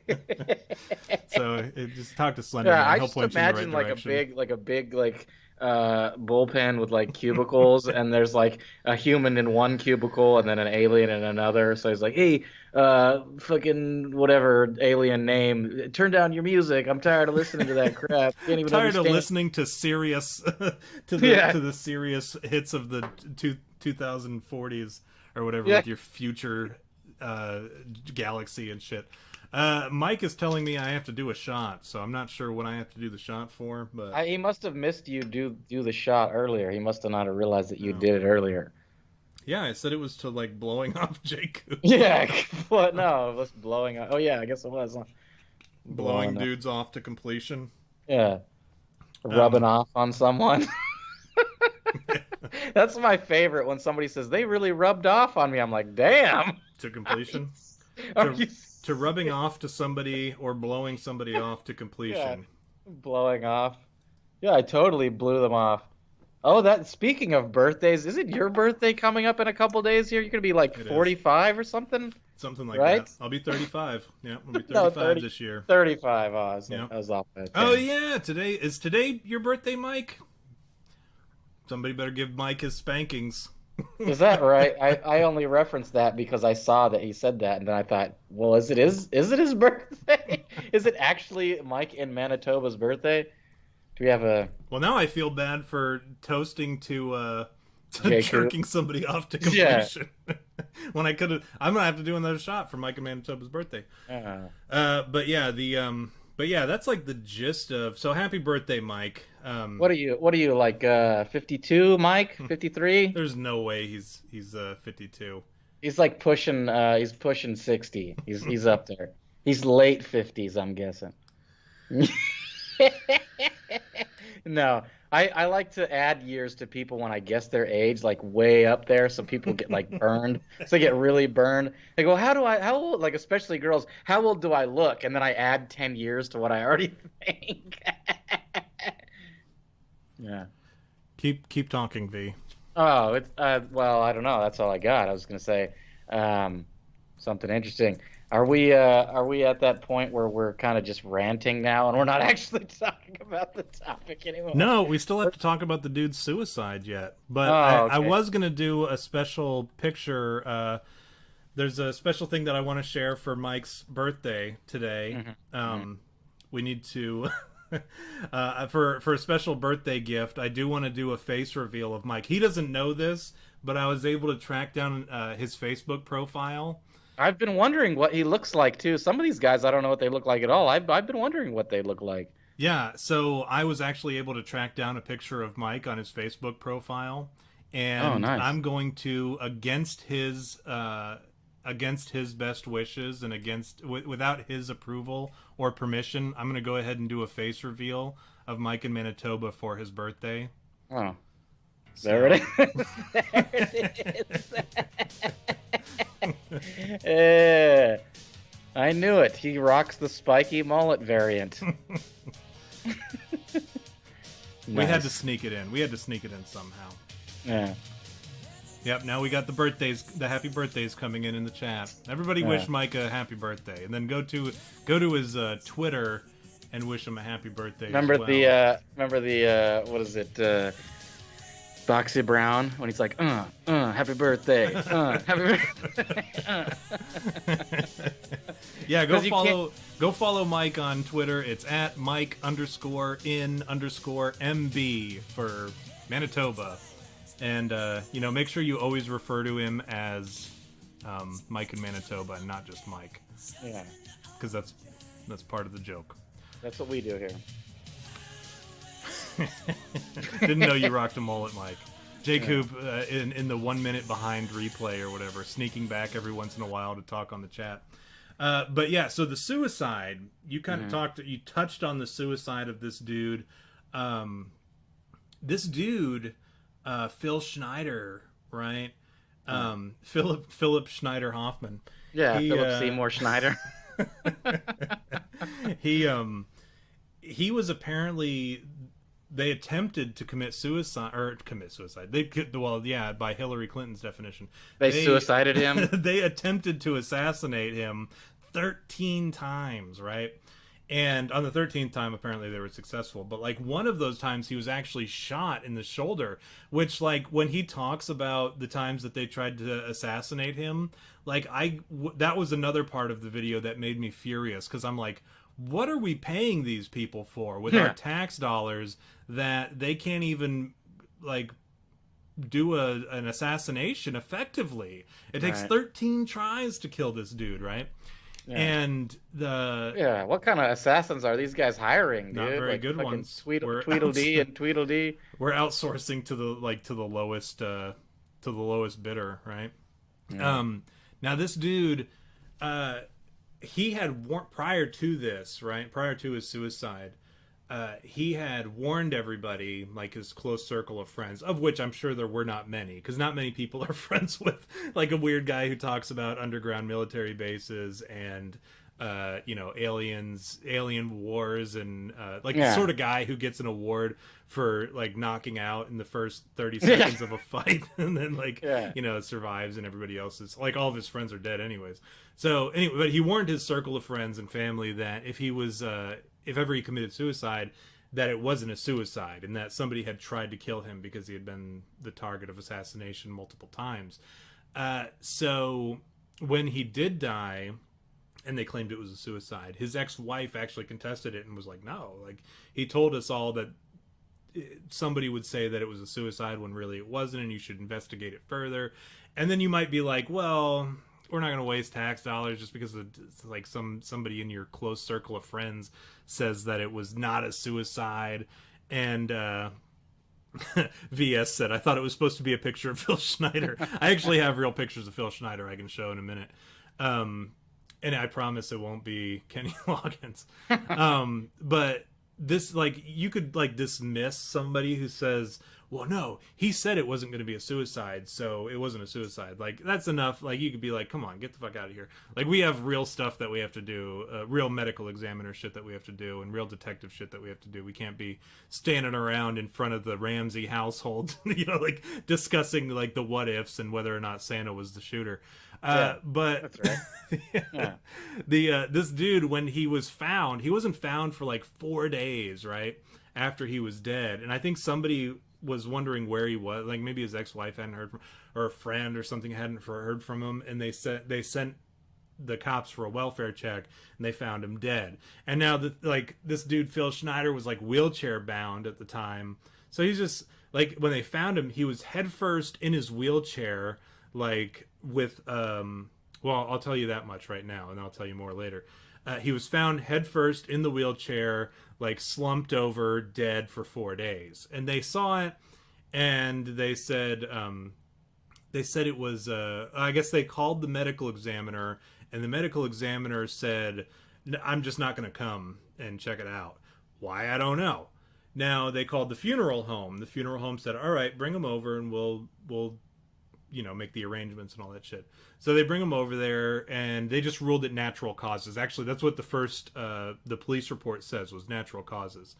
And they brought him over to the funeral home. The funeral home started doing the processing and the embalming and the cleanup and all that shit. And they realized that he had a cord wrapped around his neck, like 3 times wrapped around his neck. Now, why the cops didn't notice that, I don't know. But then at that point, the funeral director called the medical, or the funeral home called the medical director and said, "Hey, you guys need to get over here, because this guy, we can't deal with him yet. This is probably going to be like an investigation of some sort. He's got a cord wrapped around his neck 3 times, like this strong rubber cord." And the medical examiner again was like, "No, I'm just not going to come over." There was no reason given as to why he didn't come over and get him or deal with it. And the funeral home was like, all right, well, they called the cops. And I think like the senior guy said he wasn't going to deal with it. Like, he wanted nothing to do with it, which kind of leads me to wonder, like, if they knew, you know what I'm saying? Like, if they knew who was trying to kill this guy, and if the government was just like, "Listen, we did it, but you guys need to shut the fuck up. Don't do anything official with them. Just let them be buried and be done with it, because our assassins are awful. Like, it took 13 tries to get this dude." Yeah, right? Like, and, what the fuck, dude? 13 times? And even at this point, you're telling me that there's still a cord wrapped around his neck? That is some shoddy workmanship. So just go ahead and ignore this. Negligent. But they ended up... so the funeral director, I guess, just ended up dealing with it, and they ruled... finally, some detective came and said, yeah, it was a suicide. And that was that. And that was the official release that came out, that was like signed off by the medical examiner, the senior detective, homicide detective, or the senior detectives or whatever, and the people in charge of all that. They said that it was a suicide. And that was finally what was... And then what was weird was the obituary that was released actually ends up saying that it was natural causes. So there's like all sorts of controversy and confusion surrounding this dude's suicide, quote unquote. And the other thing, like, even the funeral home, I guess they were getting, I don't know if, like, I'd be curious to see if the funeral director ended up getting suicided too, because a lot of information came out later saying, like, the funeral director kind of examined the body to the extent of his duty description, I'm sure, but he said that the rope or the cord was wrapped around his neck in such a way that it had to have been done, or it would have been done with his left hand, which his left hand didn't have. It had missing fingers. Right. Yeah, that's right. So and that would make it kind of hard to strangle yourself, especially with a cord. Like, right. and he had There's better limited. ways to do that. Right, and he had limited mobility in his shoulder because of the shot that went through, or the bullet wound that went through his shoulder. So unless he like reached around in kind of a funky way, like what we talked about with that dude last week or a couple weeks ago with the John Benet Ramsey thing, where like he reaches around and like uses a pillow and kind of like in a funky way committed suicide with his right arm, which he again didn't have very good shoulder strength to strangle himself. Also, the dude had all sorts of medication that he was being, because he was an elderly fella. He had all sorts of medication that he could have just overdosed on and been a much less painful way to go. He also had a 9mm pistol there in his apartment that he had, a friend of his had loaned him for defense purposes because he said that people were hunting him down. So he borrowed a pistol from his friend. And he could have just shot himself in the head. He could have taken the pills and overdosed. Instead, he opted to use like a rubber wire and choke himself out with a bad arm. Anyways. Yeah, it does. And you know, it's funny. It's interesting, all those variables, because like and this is like my logic. You know, I go, well, let's take a look at it logically and how all these things. Like, first of all, like all the misinformation, like that right there alone just brings up questions. Like what? Like, and it's so funny because you're joking about these assassins being bad, but maybe that really was the case. Like maybe they did choose and this is logic, right? That's right where we go. The simplest explanation, right? The Occam's razor. Yeah. Yeah, and we go. Well, this is probably what happened, right? They kept effing it up because they're like, oh, he's a nobody. We'll hire some cheap, assassin, and then they get Barney Fife and Chevy Chase, and they're over there trying to keep the gun in their hand, and they can't even aim it correctly. I can't believe we ate all this popcorn before we came over. Yeah, exactly. And the dude's like, you can't even kill him, and then the dude, ends up being like, the guy they're trying to kill is like, what like Liam Neeson style. And they're going, we can't get this guy. And they're like, it's shitty assassins and a shitty target. Yeah. Nobody in that situation is any good, but they're both like equally as bad. Right? And so then you got these dudes and they're not doing anything right. And so now they've got all these people involved that didn't need to be involved. And so the government's trying to play this like crowd control, right? Like, okay, you don't worry about investigating it. It was a suicide. And they're going, the guy's missing 3 fingers. How is he going to be able to strangle? Any idiot could look at this and go, he couldn't strangle himself. Well, he's missing 3. Like, seriously, like, take away 3 fingers. That leaves you 2, right? At the least, a thumb and a finger. Imagine how hard that is. Even with 3 fingers, it's like constantly slipping really out of your fingers. In straining yourself with 2 fingers, right? So you've got that already, like, you're going, okay, well, that kind of makes it weird. And like the whole thing, like I when I read all this, I go, this is kind of weird and it sounds like unbelievable. And like I always go logically, I go, yeah, it's not fucking paranormal, dude. But then I like look at all this stuff and I go, well, why would they need to disseminate incorrect information if there wasn't something weird about it? They could just go, yeah, he died because somebody murdered him. But no, they had to make it look like it was a suicide. Or they didn't even make it look like a suicide. They go, it was a suicide. And you're like, it's not a suicide. So already the lie alone makes you go, he says, well. He goes, well, doesn't he have a gun? Well, yeah, but it's way over there. Yeah. He's like, that's too far, man. Let's just get the rubber. Let's get the rubber cord. Like, if you're gonna make it look like a suicide, it's like 2 bungling like criminals, and they're going, "We'll just put the cord around his neck so it looks like he did it." And the other guy goes, "He's got 2 fingers on one hand." They won't notice. They won't notice that. He goes, you know what I mean? No, you know what? And when he showed up when they showed up at the door, he's like, "No, stop, guys!" And they're like, "What's with your arms? Why can't you lift them up?" He's like, "I've got bad shoulders." They don't even think of that. Like when they're like, well, he strangled himself like this with 2 fingers, Yeah, well, doesn't he have bad shoulders? Fuck it. Don't worry about it. Don't even worry about it. Yeah. So, but that's like one of those things, like write it off immediately. Just go, oh yeah, it's just some weird shit. But then you think about these other things, like I always go, why would you need to do all this extra stuff? Put out wrong information, make it to where nobody is involved, and like people are just directly going, I'm not going to do this. that's when you start questioning it and you go, well, why not? Like, who is this guy and why does he need to be quote unquote suicided? At the very least, this guy knew something he shouldn't have, right? Well, and that was the big argument that these two dudes that I listened to earlier made, was they were like, they don't ever try to kill the guy who's like making ludicrous claims that aren't true. You Yeah, know what I mean? exactly. It's always the guys who are making like claims that you're like, all right, I can see that maybe being a thing.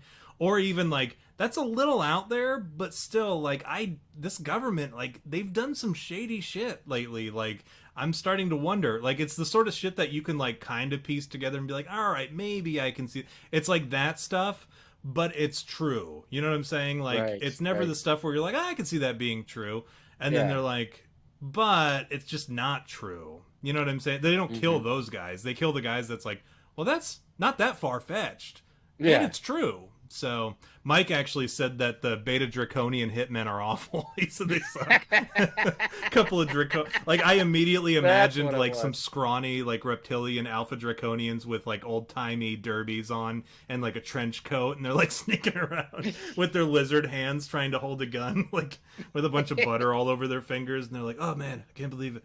Can't believe we drank all that adrenochrome earlier. That fatty tissue from those kids. Uh, but and then we got J Coop. Man, the one time one of my ideas for the podcast comes up in the show and my phone gets fucked by J Rab. Yeah. So, Yeah. anyways, and then and then what's worse? Here's where it gets even like, as if it wasn't weird enough. And this is almost my catchphrase. As if it wasn't weird enough, V. Yeah, yeah. Like, it gets Right, right. weirder. This when they did the toxicology reports on this guy, like they took the urine and the blood samples from the dude.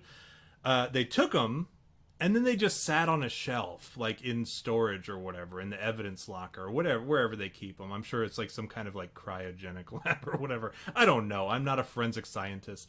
I never claimed to be. But they kept it stored away, and then their excuse was, well, if it's a suicide, we're not going to run the toxicology reports for a suicide. Like, why would we waste taxpayer dollars for that? But then they saved it. Like, you would think, like, if they're like, well, it's not worth running it because it's a suicide, who cares? Like, they would just dump it or throw it away in the biohazard. But they saved it. They still had them. And they just sat on a shelf. And then somebody, I guess somebody related to the dude, said, well, if you're not going to run them, let us have the... Oh, welcome to the chat, George.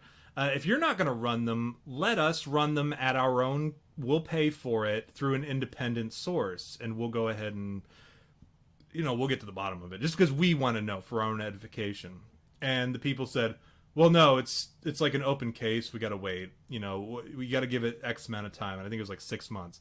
6 months later, the dudes came back and they said, all right, it's been 6 months, freedom of information, and we'd like to reclaim this shit, and we'll run it through our independent people. And they said, well, no, it's been bumped out to a year, so you can come back at this time. They come back after that year wait, and they say, all right, well, we're here for the piss and blood. Can we get it?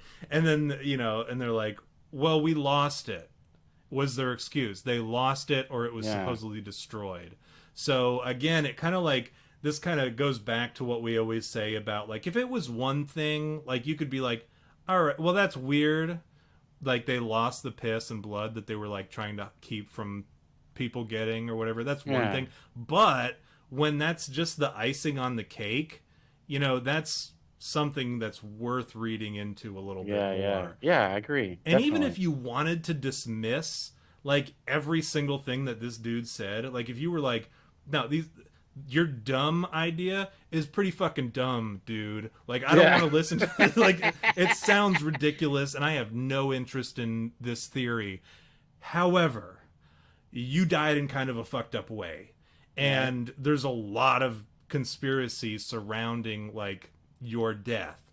So now I'm kind of like on the fence now, like, where I would have immediately dismissed you as just some crazy person. Now I'm kind of having to look into what you were saying because of the strange and odd shit that surrounded your death and the attempts on your life, frankly.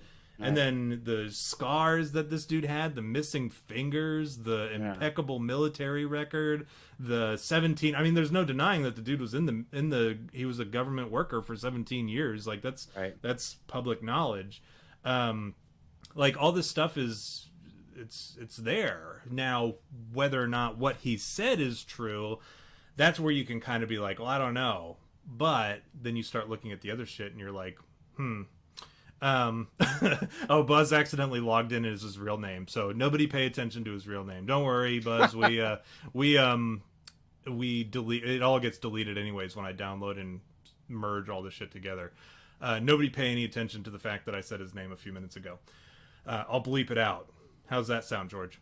The but yeah, so that's, I mean, that's, if it's kind of weird. Like, even I said to you before we started the show, I'm like, this dude, he said a lot of really weird shit that, like, even I'm not sure if I believe it. But now that we're going over it and I'm saying it out of my own mouth, I'm like, well, you know, maybe Phil maybe he was onto something. Because, you know, this is all shit that I believe anyways. I just was like unsure about Phil and his role in it. Now I'm like, maybe he's a bro. Maybe he's a dude that, like, I can trust.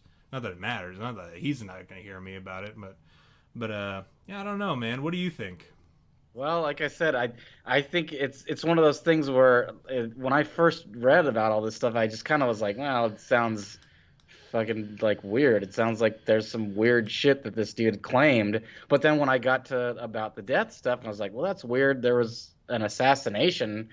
Like, that's, to me, right away, I'm going, well, this, and it's funny because that book, the thing that I read at the beginning, they outright say he was assassinated. There's no, like, quote unquote attempted so-called assassin. It says his assassination, which is, like, kind of bold to say that. And, like, everything that we just discussed, it kind of makes you go, well, what the hell happened here, dude? Like this dude, like, nobody just murders a guy, assassinates him for no reason, right?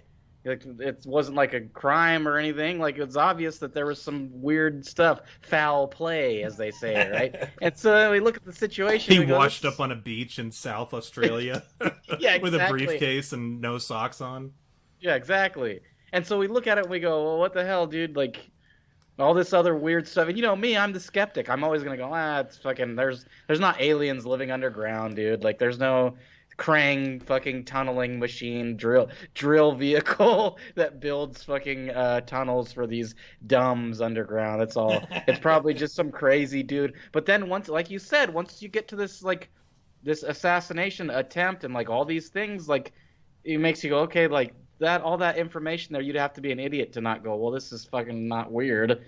Like, obviously the dude didn't kill himself. It wasn't suicided. So why are people saying, first of all, in the news, which we know is controlled by all these, you know, liberal media and whatnot, can be you know, changed to whatever you want it to be, and then all of a sudden they're going, oh, he died of heart condition or whatever, but then you go, well, no, that's not what happened. He committed suicide because he had a fucking rubber cord wrapped around his neck. I mean, what the hell is that, right?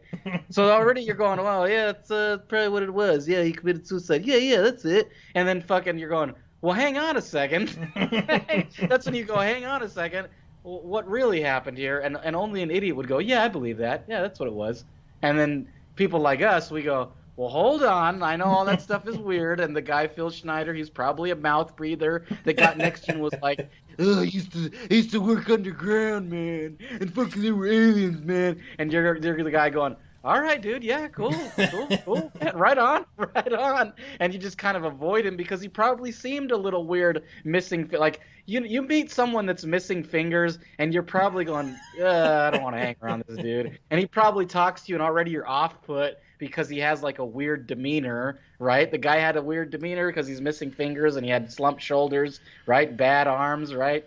So you're going, I don't want to hang around this dude. And then he's ranting to you about the alien shit that he saw. And you're going, yeah, this dude's weird. But then you hear about him dying and you go, well, that's kind of, I don't know, man. I don't know what's going on with this whole thing.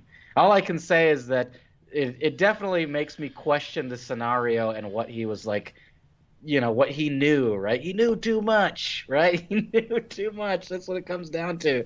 Whatever it was that he knew, we'll never know because You know, he strangled himself with his two fingers and a rubber cord. So, VS actually makes a good point. He says, "What if Krang was based on Phil Schneider?" But also, he says, Oh yeah, there you go. more importantly, he says, my sources in the deep state indicate that Phil Schneider died of COVID-19 because he didn't wear a mask, but it's actually pronounced meask." Yeah, that makes sense. That But makes sense. no, so how easy is it? So I don't remember. You know what? I just finished reading. I was trying to remember what the book was that I just finished reading. Shutter Island, right? Great Oh movie. yeah, Really yeah, like yeah. that movie. Yeah, great Um, movie Speaking with of Leonardo DiCaprio, Mark Ruffalo too. Was in there. yeah, he was. Remember? His character, like in the book, it's hard not to picture him. So I watch a lot of movies before I read the book. Right. Um, and then like in rare occasions I'll read the book first. Like Black Dahlia was one book that I read before I watched the movie and shit. And The Mist was another movie that I watched before or I'm sorry, book before I watched the movie. And but this one I like as I was picturing the characters, Leonardo DiCaprio, horrible fit for the character. Really? Yeah, but I get it. It's your guy's fucking what's his name? The director. Scorsese. Yeah, that's the guy. Yeah, I don't know that's why his, I couldn't that's remember his that. Paisan, bro. Yeah, It's his Paisan. but that's why because They're it was all his mooks guy. together. Yeah, they're Great all mooks. guy, great actor, whatever. Yeah. I get it, and you could pass as that character. Not at all how he's described in the book, and not at all the way that I would have cast him. I would have Right. probably picked who's the fella from who's the guy we like from Men in Black 3. Oh, Josh Brolin Yeah, that guy. I would have cast him with his as the main square character. jaw. Yeah, Yeah, that dude's awesome. that's Yeah, exactly Josh Brolin. who they describe in the book. Anyways, Should have I just said digress. Thanos. Should have said who? Cable or Thanos. Yeah, well, you know what? I wasn't thinking. He's like the only guy that's played two characters in the Marvel comic universe or the Marvel Cinematic Universe. But and I guess Deadpool doesn't really count because he was Fox rather than anyways Disney. But yeah, two characters in the same fucking universe. Well, The no, that's not necessarily true, is it? well, let's hear. What do you got? Wasn't Captain America? Wasn't he Human Torch? Different universe, because remember Fantastic Four? They redid it because they were going to incorporate it.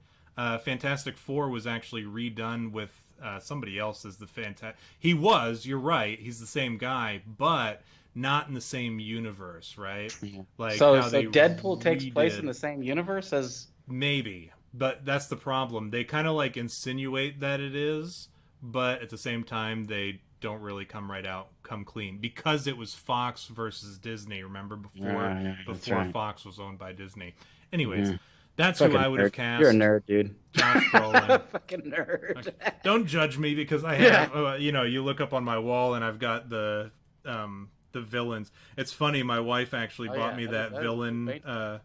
She bought me that painting from Hobby Lobby when I wasn't even there with her. She found it and she knew that it would go well with my ship because it was all the villains from the Marvel universe. Anyways, that's who I would have cast as the main character from Shutter Right, Island. yeah. Oh, it's a good choice. Yeah, it's a good choice. I agree. I can see it. But what's his face? Homeboy Mark Ruffalo. He was a good choice for the other guy. The problem was as I was reading the book, I already knew how it ended, so and I'm not going to spoil it for anybody who hasn't seen it. I recommend it. Yeah. Shutter Island, the book or the movie, Yeah. whichever one. They did a really good job in converting the book into a movie. I mean, it was pretty much like spot on. It was about the equivalent of Pet Cemetery to the original Pet Cemetery movie, like almost perfect. But anyways, I digress. Yeah. In that book, they talk a lot about how hard it is to prove that you're not crazy once somebody says that you're crazy. Because what do you do when somebody says, well, this guy's crazy, he needs to be admitted? I'm not crazy. Yeah. Of course, a crazy person would say I'm not crazy. Man, you know? that's a solid fucking point, dude. I didn't think of that. That's So, pretty good. Once you're in an institution and you're behind the walls, if somebody says, you're not really a federal marshal, you're a crazy person and you Right, belong behind these walls and you're actually a patient in whatever. then I fucking just spoiled the movie. Yeah, I but... was gonna say, that's what the movie's about. If you haven't watched it right now, yeah, you're fucking lame anyway. Sorry, spoiler alert. Came out in like 2008. It's like yeah, it's too late. 12 years old. 12 years old, dude. Spoiler alert, 8 years ago. Well, that's a good point, because it's like it's kind of like when you go to jail and everybody's like, "Oh, I was framed," right? I was framed. Yeah, so was I. Of course, right? The guy yeah. They're all framed. But that's so how hard would it have been for somebody to lock this guy away in an asylum? Like, oh, this guy's crazy, he belongs in an institution. Yeah. And then he's like, I'm not crazy, you just don't want me to let out all the information about the aliens underground and the tunnels that we're digging, that we've discovered these alien wars and the aliens working side by side with the civilians underground and government black water or black funds and like, yeah, of course. Like, if you were to say Alex Jones, right, there's a perfect example. Yeah. If somebody were to try to commit Alex Jones and he were to continue his spiel about, like, no, they're turning the friggin' frogs gay, which 90% of what Alex Jones says, I couldn't remember. I said bees. 90% of what he says is true. Hillary Clinton is a damn demon. Yeah. If he were to continue on that tirade, they would never let him out. But what he did when he went to court for custody of his kids was he was like, no, it's just a bit that I play. It's a role that I play for the show, and it's a character, and blah, blah, blah, blah. And so they were like, I think he got some leniency in that regard. But if he were to continue on those tirades, like if somebody said, you need to be instituted, and we have all these doctors present, and he's like, no, because how else are they going to know that the chemtrails are leaking into the water supply, and it's turning the friggin' frogs gay? Like, of course you're going to get locked up for that. So that's kind of like, why wouldn't they lock up a guy who is saying, well, there's these underground things underneath these military bases, and I've dug the tunnels, and I can tell you the exact coordinates, and I know exactly what's going on down there, and who's and the people that were involved, and I can tell you all this information. Like, if it's true, then of course they would rather you dead than behind the walls, where like some sympathetic ear could be like, what was that thing you were talking about, Phil, with can you give me the coordinates for that? And I'll go ahead and I'll dig into it, because I'm a single guy. I got nothing better to do. I'm just an orderly in a mental institution. I'll go dig deep, and I'll get on Google Maps, and I'll fucking look into these places. Yeah. I'd watch that movie. I'd watch that movie right there. A dude that like meets him in the insane asylum. I'd totally watch that. Yeah, there you go, V. There's your starring Leonardo DiCaprio and Louis Guzman. Yeah. I was gonna say Cillian Murphy. I like that dude. Cillian Murphy, is that? What's he from? He's the Scarecrow. Oh yeah, he's a pretty good dude. Yeah, Peaky Blinders. I don't know if you watched that. You know what? You guys mentioned him last week, and I didn't know who you were talking about. Yeah, he was in 28 Days. If you would have said 28 Days Later, I would have been like, oh yeah, I got it. Yeah. I get you. He's in that Just in Time or In Time with Justin Timberlake. I always call it Just in Time because Justin Timberlake but it's called In Time. As the movie's called. Yeah, no, yeah, and it's funny because it makes sense that way. Yeah, like why would you let them live when you could just silence them? Which just seems like, and it's so funny, we get all tinfoil hat and we go, there's assassins out there, blah, blah, blah, blah. And there's no way that you can deny that at this point because it exists. It's just like the shit with that dude, the Ghislaine Maxwell dude, and, you know, the assassination stuff, and, you know, people that are like dying out there. You go, oh, yeah, well, we got to move them a lot because, well, why? Well, because assassinations are technically a thing. So what you're saying by admitting that assassinations are a thing is that somebody is out there that stands to lose a lot or get in trouble over this, and they don't want to, and they're really important. So that's enough information to make you go, well, it's got to be somebody really fucking rich and important that can afford an assassin. Listen, first of all. Here's the thing about that. Like, if I was, because I can talk about this because I no longer work there. I was a prison guard for a while, and the thing about it is there's no amount of money that somebody could offer me to like look the other way, right? Because if I were guarding somebody's cell, I never had to guard anybody's cell. I had wings that I was in charge of. I would just have to check in I'd have to check and scan every so often or whatever, and it was very specific. Like, if you didn't hit a scan, you get in some serious trouble for that. And you had to like actually look in the cell and make sure that they were alive and not fucking strangling, or like somebody wasn't killing somebody else, or somebody wasn't dead on the floor with their head in the toilet and shit and hanging themselves and shit. But you had to like scan on their cell. They had a little barcode to, and then at the end of the shift, you had to go scan your thing.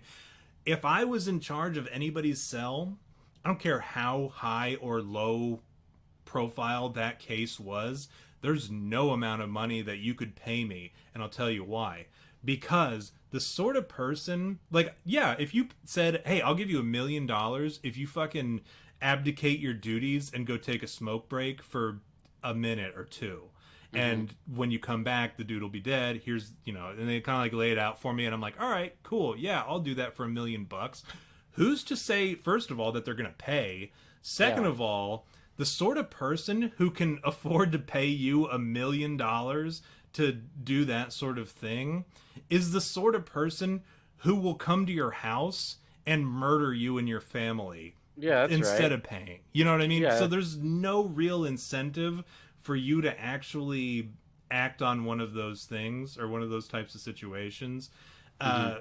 Plus, not only that, you're losing your job, guaranteed. You're never going to work in that profession again. Probably any profession, for that matter. Because even if you get away scot-free, and they don't pay you, say they do pay you, it doesn't matter. If you try to go get a job later on, they're going to ask for your last employer, and you're going to say such and such jail. They're going to call and check your references, and they're going to say, yeah, he was the fucking guard who's supposed to be watching Epstein. And you've heard about Epstein. Yeah, they go, oh, yeah, him? You mean the malingerer? The guy that doesn't show up and do what he's supposed to do? Yeah. Yeah, you don't want to hire that asshole. Yeah, so, and Mike said it best here, never be the loose end.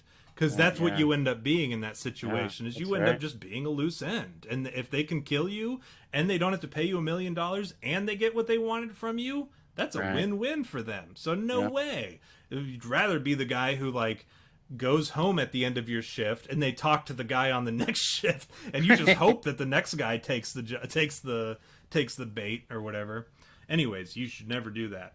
And that's more importantly, and that ends pretty much the episode. The dude fucking died, and he was actually like telling the truth the whole time. In my opinion, the dude is probably telling the truth about everything, because like I'm totally inclined to agree with you. I don't normally jump in and go, yeah, I don't normally do that, but in this situation, I'm inclined to agree, because there's too many things that make you go, well, why would they kill him for any other reason? Why would this dude get killed? It's not like he, stood to do anything other than stuff having to do with the government. That's all there is to it, is that he was silenced because he was saying some stuff that was probably true. So, yeah, I'm right there with you, brother, on this one. So 5 Bigfoots? It's been a while since we've done a Bigfoots. Yeah.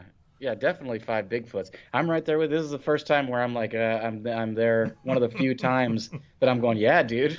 This is so fucking We're weird. finally winning V over into the to put your tinfoil hat on, V. Finally, fuck. Yeah. We've been trying forever. It's been what, 3 years now? Gosh dang.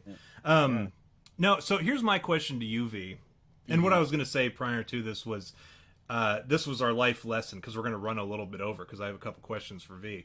But our life lesson to you as it relates to what I had just said about abdicating duties and what Mike said about being a loose end, and what we kind of talked about here about that is just do your job. And we didn't even talk about theology at all, so I'll work that in here too. Do your job to the best of your ability at all times. Even if your job sucks, you were brought on to do a job.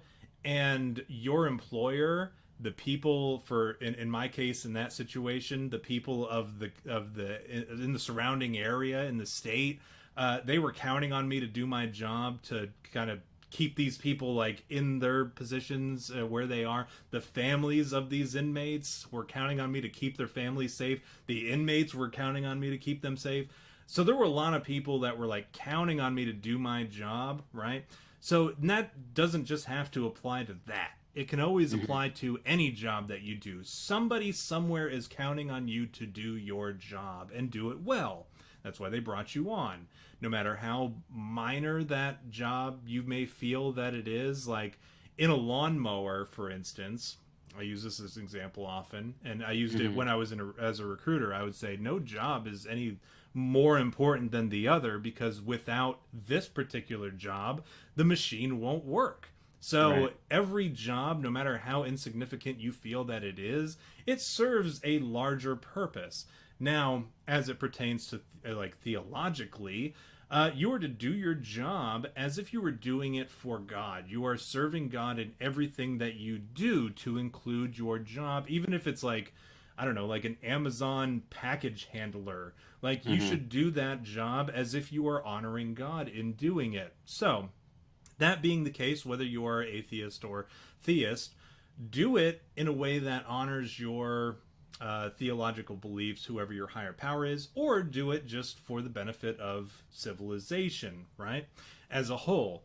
Now, my question to you, V, do you think, and this is something that popped into my head while I was listening to these two dudes prattle on, do you think that science fiction films and stories were created in such a way that it desensitizes and kind of makes it into more fantastical, these stories about aliens and Hmm. UFOs and flying saucers and spacemen and shit, and weird creatures? Do you think that these stories were created not just as an outlet for us to enjoy the arts, but more so as a way to desensitize and as a way to, for instance, when this guy starts talking, because that was the first thing that I thought, right? Was this guy's talking about like a lot of science fiction mumbo jumbo, like, and I immediately like took myself to that place where I'm like, he's full of shit, because I've seen this on the Sci-Fi Channel, right, in a Right, made-for-TV right. movie, Yeah. Rick and but Morty, right? Rick and right. Morty. You've seen all this stuff in like the Yeah. stuff that you know that is fake. Yeah. Now, do you think that sci-fi is a people call it a CIA psyop, right? Yeah. Do you think it was created by some kind of entity, whether government or some kind of like world government or some kind of deep state or whatever? Do you think it was created by some kind of entity um, that was designed in order to make us less likely to believe when somebody comes forward with some real shit like Phil Mm. Schneider did? Well, that's a really interesting speculation. I'll have to, I don't know. Like if that, I guess that brings up the question of the chicken and the egg, right? Like the whole idea with science fiction, right? We talk about H.G. Wells, like the time machine and all those things back in the day, right? And you go, oh, these spawn like real things, right? Like, okay, here's an example, like Star Trek, right? Like, remember their little communicators, and Yeah, yeah. everyone's like, oh, that's where cell phones came from, right? The idea for cell phones, and eventually we got that technology, which we laugh, you and I, we laugh about it. We go, it's just alien technology, right? It was given to us by whoever, the Greys or the reptilians fucking gave us technology to have cell phones. So it is an interesting question because you look at it and you go, well, if science fiction came first, right, like H.G. Wells' Time Machine, and we go, well, that's why we have all this technology, is because that stuff has inspired imagination and whatever. It's kept us to keep going forward and go, well, I want to do this. Like I always say, when am I going to get my mutant powers, right? Like that's the thing. That's like that exists When you in my turn mind. 14. Yeah, when you turn 14, right? That's when you're supposed to get it. And like that exists in my mind because I've read science fiction, and fantasy and all that stuff growing up because I think, well, it has to exist. So my logic is maybe to go with what you're theorizing is maybe it exists to soften the blow. Is like maybe all this stuff does exist, and so they're going, how do we slowly put this into society by making them aware of it as a fantasy, and then we slowly introduce the stuff, right? Like that's the only way I could see it as like possible, because if that's true, then would we be able to handle like what like guys like us, we see an alien come down from the sky, we're shaking our head going, I fucking knew it. I fucking knew it all along, right? But what is general population that they've never seen anything weird and had to go, oh, I don't know, fucking know. And the next thing the fucking Independence Day comes down and Bill Pullman's giving the speech, right? You It's know what? today. It would be Donald Trump, and and that's the best part about this is why I recommend 4 more years of Trump, because disclosure, we're like this close to disclosure. And if Donald Trump is the president, how funny would that be if Yeah. Donald Trump is the president who does the Independence Day speech? Well, Where you he's know what I like, always say about I've Donald always Trump? told you Yeah. that we are the greatest planet in this solar system, and as a matter of fact, we're the greatest. There's no other planet in the solar system that is better than we are. And I tell people all the time, and people tell me, as a matter of fact, that we're. That's a pretty solid Trump impression. I have to give Thank it. you. I've been But working on it. well, and I always say, that Trump's getting another four, like he's gonna go unhinged. Like he doesn't have to worry about shit now because he's not worrying about getting reelected. So he's gonna do whatever he wants. So all that stuff that we probably haven't heard about yet is probably gonna come out. There was even that joke thing where his son was interviewing him, and he was like, "Are aliens real?" And then Donald Trump makes that face like that, like he looks down, but he looks up, and his eyebrows raised, like. I'm about like that. Yeah, Yeah, you can see it. The people at home yeah, can't. yeah, like that. And so going back to what we were talking about with the science fiction stuff, it's kind of interesting to think about because it's like I said, the chicken or the egg. Like you go, well, are we slowly evolving into a more technological society because we have this imagination to keep throwing out the ideas, flying cars and hoverboards and Back to the Future and whatever. I got to get that almanac so that when I go back in time, when that is available, I can tell myself, hey, here's a way for your future to change, right? You can have this money and the lottery numbers from this day. Here you go, bro. That kind of stuff, because that's my logic, right? That's what I want to do if that technology is available. And then even then, like the surrogates, right? And I always talk about the 2045 initiative, dude. There's that crazy Russian guy that he's trying to create, a way for us to be immortal. And that's something that I yearn for. Like, I can't wait to not have to eat and not have to sleep. And I can just be this, constantly efficient being, You know totally what I efficient. think of, though, when you say that, is the first thing I thought of was Carl when he's talking about the Highlander, or when the Highlander says, "Don't you want to be invincible?" He's Oh, like, "Nah, nah. sometimes I Yeah. really want to die." Yeah, sometimes I just want that. Yeah. No, but like what I'm saying is like we get all this stuff, fantasy and science fiction, and it gives us imagination, right? And Alfred Einstein, right? Imagination is the doorway to whatever, right? And so we immediately go, Albert yeah, Ink Einstein stink. Albert, Albert. And so we look at that and we go, well, then that's why we've progressed technological, and that's why. But at the same time, I honestly think we've hit this wall, and I like, and it irritates me. And I'm going to go into my rant here about this is what we need to change. Is I think we're too focused on our technology and not our biology, and like we're like, oh, we need new iPhones and we need to be able to make better cars that can drive themselves or whatever. But we haven't done anything to address our issues as like diseases and like, oh, now we've got COVID. We have done that. You're forgetting, like we already have. I think we've hit that same wall biologically that we've hit technologically, like what you're saying. Well, and here's that's where I'm gonna jump in on your rant, because we already cured cancer, and this should piss you off as much as it does. I know it pisses you off as much as it does me, because right. we both have personal situations regarding this. They cured cancer. They've cured AIDS. They've cured all these diseases, Alzheimer. They've cured all this shit that we have people dying of constantly, because it's cheap, or it's more beneficial to the pharmaceutical companies to treat an illness than it is to cure one. And we've already cured all these things. And even if they want to pull this shit, they say, well, it's we've got to go through the FDA testing and all this bullshit. Yeah. That's a 10-year process. Yeah. They've had the cure. Look at Magic Johnson, right? Yeah. AIDS was not AIDS was something we were dealing with back in the 80s when it was an epidemic.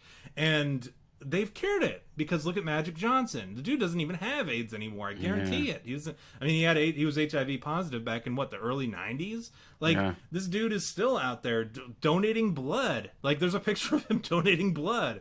And this dude, they've cured these things. When's the last time you heard of a politician that actually was like, like a headlining politician in Washington dying of cancer. You've Mm. never heard that. Yeah, Uh, so what you're saying is that it's not available to us, which is Not to interesting us. because I like now that you say that, I think about things like stem cell research and all these things that are quote unquote taboo, and we can't access these things that could help us evolve biologically, and maybe that's just because we don't have access to it, and it's not that it's taboo, but there's these things that like what do you call walls that are created by society or even perhaps government that keep us from evolving because what better way to propagate your species than to keep some of them dumb so you can sell them products and get What rich good off are them. you to the government, V?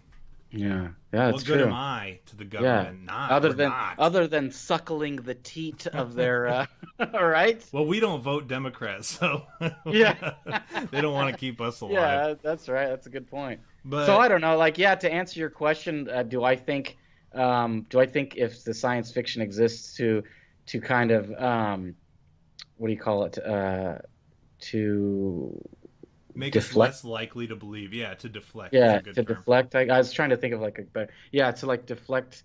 Um, yeah, I think that's a possibility. And like if that's true, then maybe like the things from the earlier eras, like I go back to the H.G. Wells every time, and I think maybe somebody was telling him like, hey man, you wouldn't believe all this crap that I've seen. You wouldn't believe all of it because really like everything, and as a writer myself, everything that I base in my stories is always based on truth. There's always somebody I know that is that person in the story, and I go, oh, that whole person exists because I know somebody like that, right? Or this whole story exists because I did something like that, and then I just fabricated it a little bit or changed the names even. Like there are some things that I've written that are literally true, like true as shit, but I just changed the names of the people. Right? That's all I did. Change the names of the people. That's it. And to tell you the truth, and this is another full disclosure, I've written things about myself that are totally true, and I would never tell anybody. And like I would, like even you, as close as we are, I would never even tell you. That But there are gay stories. character that you have.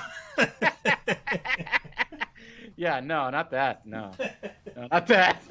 that's But yeah, that's no, but you that's the get what I'm James saying here. character. Is like, yeah, is like that kind of makes you question, in general, just truth, right? Which is what we're trying to do here on You Had Me at Bigfoot, is to question Oh, is that the where we get the name? It's the like truth. when movies come out and they're like, "Oh, that's where the name came from," They because somebody they said say it the in the. name in the movie, right? You go, oh yeah. Oh, all right, You that's know where they what? You got know it. what I hated? My like I've always loved Sin City as like one of my favorite movies. But then they did that A Dame to Kill For, and Ugh. I watched the whole movie up until the point when the dude he tells Marv, he goes, "Now that's a dame to kill for," and that's when I shut it off. I shut the movie off right there. I go, "Oh man, Yuck. what fucking gay, dude!" And I shut it off right there.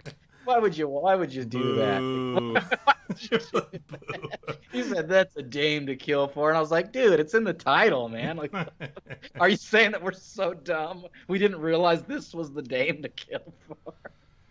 Oh man, I get it. No, I get it. So that's Right, let's hit the comments real quick. Since we're right. over, it doesn't fucking matter at this point. Yeah. Uh, I'm sorry. Buzz says immortality would be terrible. I don't want to live forever. No Lazarus for me, thank you. And then the government just wants us to be the pay pigs. And so there is. Oh, you know what? And Mike said something earlier that I did want to touch on. He said that I think that the entity, quote unquote, in charge of using Hollywood as sounding board, or uses Hollywood as a sounding board to measure people's reactions, maybe. Just a crazy Canuck theory, but I also believe Jake Hoop is really Tom's mom and Buzz is. But yeah, Mike at this point I guarantee he's smoking right now, and that's why he's Yeah. like kind of like half typing stuff. But no, I think that's a good point. I think using Hollywood as like a kind of like a way to test the waters, like dip Yeah, the toe in and be like, yeah, how would America respond to? Because really, let's be honest, that's really what the aliens care about is yeah, America. That's why it's always America that the aliens land in. They're like unaware of the rest of the world. But they're like, how would America respond to a full scale alien invasion? Like, let's give them this script and let them run with it, and we'll see how people respond to it. Right. But yeah, I think that's a good point. I think it's a solid point. And then Buzz, I like that immortality would be terrible, because this is something that I actually struggle with, and I'd like to announce that on this show I'm very clear that about my religious beliefs, and I think Christianity is obviously my my soup du jour. I was gonna say soup du jour, my flavor or whatever that I prefer. Your cup of tea. Cup of tea. Yeah, and so that's obviously I'm very like I strongly believe in that, and that is something that I enjoy. I take a lot of I get a lot of joy from my faith, but at the same time, the idea of eternity terrifies me, and I don't know what it is. But eternity is obviously something that is a big part of Christianity, is living in eternal paradise or eternal damnation, right? And it's not even that. I mean, I'd obviously prefer eternal paradise over eternal damnation, no question. However, the idea of eternity terrifies me. And like, if I think about it for more than a second or two, I have to stop, because I'll go into a full-blown panic attack. The idea of eternity terrifies me. And it's something I don't think a lot of people really think about, is the idea of just never ending. And it's enough to induce a panic attack in... I would imagine certain people, me specifically, I suffer from panic attacks anyways. But that's enough to where if I think about it for more than a second, it'll induce a full-blown panic attack. So I have to totally avoid it. And Not me, man. I totally would suck at Tom Cruise's wrist. Remember on Interview with the Vampire? Yeah, huh? When he gives the... Am I boring you? When he gives the wrist... Well, we hadn't done that joke yet. When he gives his wrist to Kirsten Dunst, and then she starts sucking on his wrist to become a vampire, and she goes, "Can I have some more?" And but that's not real eternity. Mm. You know what I mean? That's immortality as far as as life, right? Yeah. So like, when you think about life, if you're alive forever, but there's still something that can kill you and can end it all for you, that's not really eternity. You know what I'm saying? It's immortality, but you can still be ended. So I would need to be... What you're saying is I would need to have immortality and invincibility, is what you're saying. Yeah, you would have to have that. So like for Christianity, for instance, your eternal spirit, your spirit goes on, and that is your consciousness, right? So you continue to exist after death. You got to go back for my comments. Oh, I got to go back and catch Jay Coop's comments here in a minute. But yeah, your spirit or your consciousness leaves you, and it continues to exist forever. Whereas your physical existence on this planet is immortal, right? And say invincible.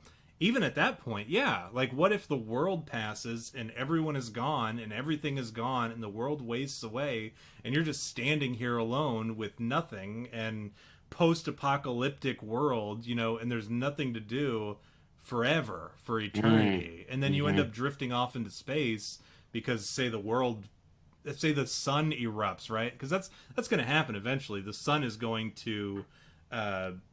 explode, implode, whatever, but it's going to create this cataclysmic event where basically our solar system is going to cease to exist. You'll just be floating in the universe forever with nothing. Right. So that's kind of like what bothers me about the fact, the idea of eternity. Like, at some point you're going to do everything. You know what I mean? You could sit there and count every... I'd love that. It's so funny. Like, you say all that, and like I'm thinking I'm the complete opposite. I would love to see all of those things. I would love to witness the sun explode. I would love to see all that stuff. Seriously, and that's how I like look at it, is like, man, living forever, I'd be able to get so much information. I'd have so much information. I'd know so much. I mean, obviously my brain probably wouldn't be capable of holding all that information. I'd have to evolve to a bigger brain or have some sort of way to something, man. Definitely have to have like a high computer brain, like something that's like a terabyte. You're gonna have to keep upgrading. Yeah. Like the Bicentennial Man, except for like the opposite. Oh, that's what that movie was with Robin Williams, Bicentennial Man. Oh, you know what, Megabit, and you know what, Megabit, what you just said just now, I would sleep forever, like some kind of Lovecraft monster. That's something that I had considered as well, because I used to have this conversation with my dad a lot, theological conversation. My dad was a minister. I told him the same thing. I said the idea of eternity bothers me. It's terrifying to me. I don't know why, and I can't get over it. And he told me, like, he's like, do you have any idea how like how many times at the end of the day I'm like, I wish I had more time, like, and that was his idea, and That's I how wish I I am. could. Then see, I wish I could have that feeling, but like I was like, well, maybe I'll just sleep for a while, but you end up sleeping. Eventually, you're gonna wake up, and you're like, Yep. well, okay, so a millennia has passed, like, and I'm still here. I guess I'll go back to sleep again. Yeah, I forgot. Megabit and I were talking the other day about how we're both reading Lovecraft stories or whatever. For the first time, we're both reading through some of these stories. So, and we were bragging about which Lovecraft monster we like the best. But my other question, you kind of already answered it to some degree. How would your life be affected upon disclosure, V? I know you said something to the effect of, I fucking knew it, which is funny, because like all this time you've been the guy who's like, no, nope, it's all fucking fake. It's all fake. Yeah. I don't believe a Well, word I of think it. I think And now it's, you're like, you're coming around. So, but how would your life okay, here's change? what I would do. I'll give you a kind of a timeline. If they like disclosed fully that aliens really exist, and like there was an like if we found that out and there was hands down like aliens exist, like I would have to go meet one. I'd have to. Like hands down, like I would stop everything I'm doing and I'd have to go like see it for myself. I'd have to introduce myself to an alien, and then I'd say, "Look, man, it's time you guys gave me my mutant powers. It's time. It's about damn It's time. about I am damn time. 14 plus 20. Yeah, Like it is it's time. time, dude. Yeah, it's time." You're 20 Yeah. years too late. Two Yeah, that's decades what I do. late, son. And I'm not even joking. This is what I would do if, like, we found out aliens exist. I'd stop everything I'm doing. I'd go rent a car and I'd drive to wherever it is that these aliens exist. And I'd have to introduce myself to that alien and then form a relationship so that I could get them to give me my mutant powers. That would be my goal. Because So- really, like, aliens, whatever, that's great. But how does it benefit me? You know what I mean? How does it benefit me? You're like so narcissistic about it too. Yeah, You're like, all right, aliens, cool, whatever. Yeah, the time knife, I get it. We've all been there. Like Ted Danson. Yeah, I've Like, seen yeah, it on we've Rick and seen it. Morty. Now, how do you make me into a mutant? How do I have mutant abilities? So I'm just gonna I'm gonna rehash old jokes that I did with Dustin before. Like, where would you go? Like, what would you do? What would you like? First of all, what mutant power would you demand? Second of all, where in the universe would you go if they're like, listen, man. So this alien, you finally meet this alien. You call him a space H.P. Lovecraft's cat's name. You call him that, and then you go and you say, hey. Where you know exactly where I was going with that. Yeah. And I had to incorporate go back one to of the Buzz's moon, go back jokes. to- I had to take one of Buzz's comment about H.P. Lovecraft's cat. If you don't know what H.P. Lovecraft's cat's name is, look it up. Just look it up on Google. And he actually wrote a story about it and used that name in one of his stories. Anyways, you call him that. You call him some slur that we've come up with for aliens or whatever. Yeah, we'll have to do that at some point. And then you say, and he says, "Hey, listen, I'll give you your mutant power, and I'll let you go anywhere in the universe. Because guess what, V? Because they know our names, right? Yeah, guess of what, course. V? There's like this whole universe, and I know you're aware of it, and I know you know it, but you guys don't even know the half of it. You don't even know like the tiniest fraction of it. There's so much cool shit out there. Here's like what are you looking for in the universe? We'll send you there, and we can find you one that's compatible, that you can breathe in, that you can do shit in, and whatever. Like, where would you go in the universe? Like, what would you look for in a planet that you want to go to and that you want to experience?" Okay. So am I picking my mutant power, and then I get to go to a planet, basically? Yeah. A planet that has anything I want is what Yeah. you're saying? Yeah. So yeah, I mean, it's a toughie because it's tough to choose just one superpower, right? Like here's the thing, like you can't realize until you actually have those powers, right? Like you say, well, I'd want flight, but then when you But I want to land, go to a planet that that Yeah. has shit that I can, that's cool to look at from the sky. Yeah, well, not only that, but like if you fly, yeah, you can fly, but if you don't have like super strength or invincibility, when you land, you're gonna hurt your feet or something. You know what I mean? Like you can't like Well, have no, you super. can slowly come down to the earth. I would assume that, and I'm not a fucking spaceman, right? But I would assume if you have the mutant ability to fly, that you could control your descent, like Superman, right? Like you can slowly come. It's not like you're rocketing down to Earth.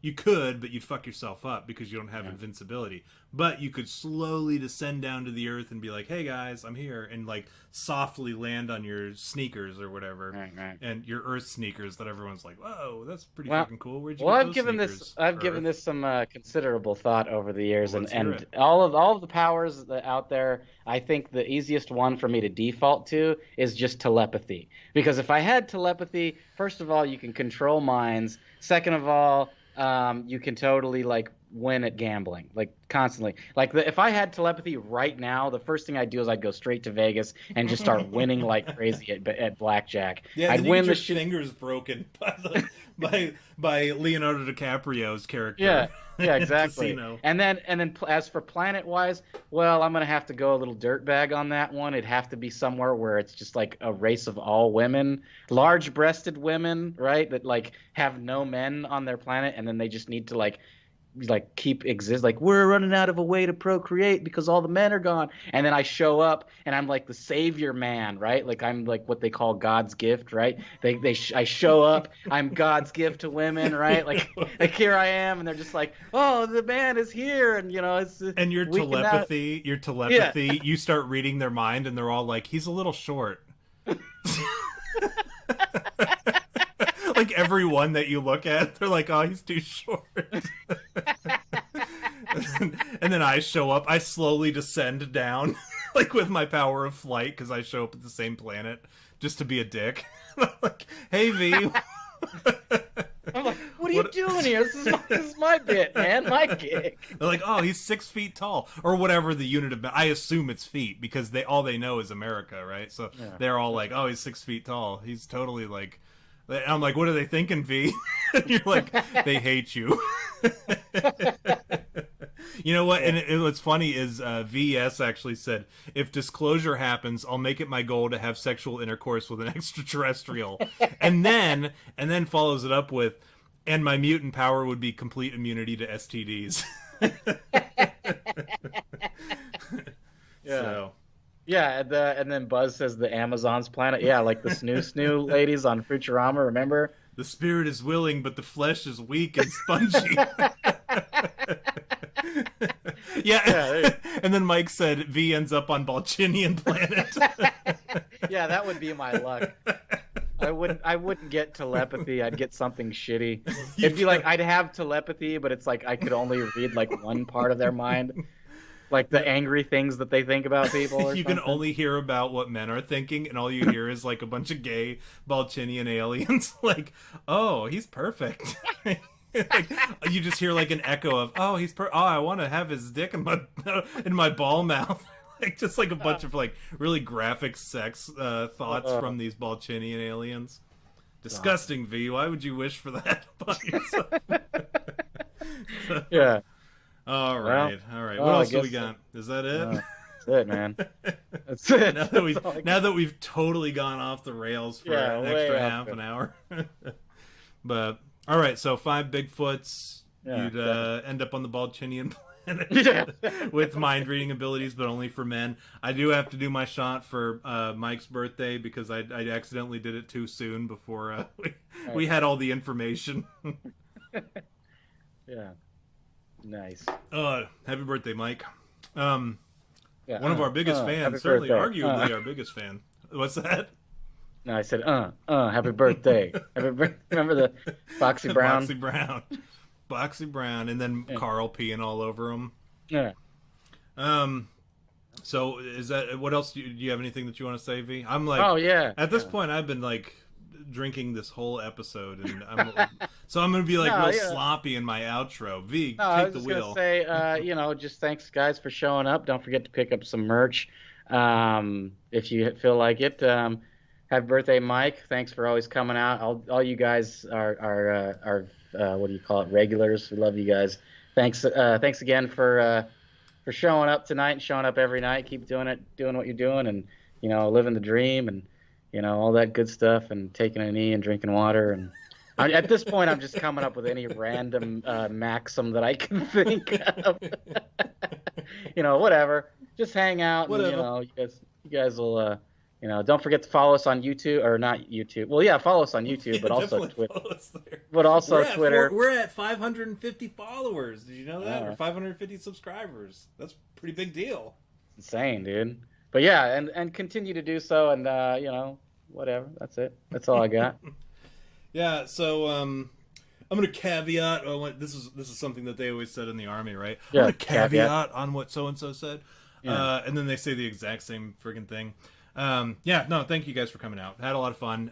Today was a funny episode. I didn't know if we were going to be able to make it a full episode, and all the technical glitches aside, appreciate you guys all coming out and sticking it out with us, and all that cool shit. Happy birthday, Mike. You're a good dude, Mike.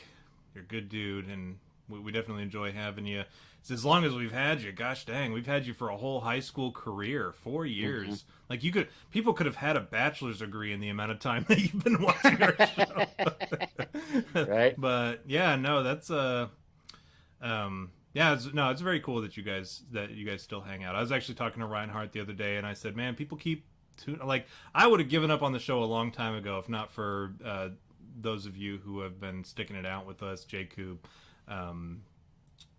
Megabit, Mike, obviously, Buzz Busby. Buzz Busby. Yeah, some of you dudes that have been with us since for as far back. Gosh dang, like Epstein was our first, like when we kind of became consistent with, that's episode 20. We're at 61 now.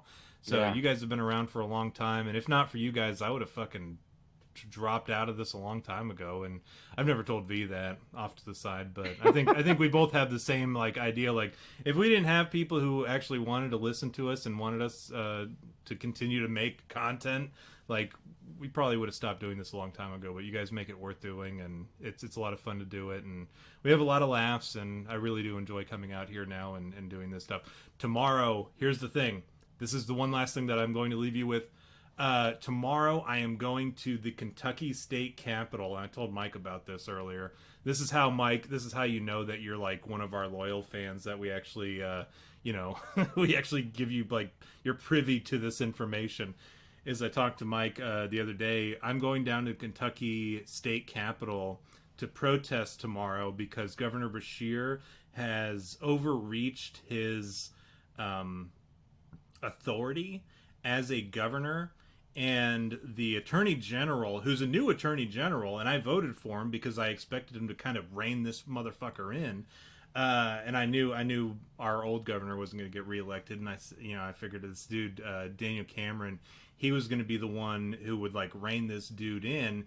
He was slacking and he wasn't doing his job. Finally did his job, and he reined this dude in over the whole COVID situation.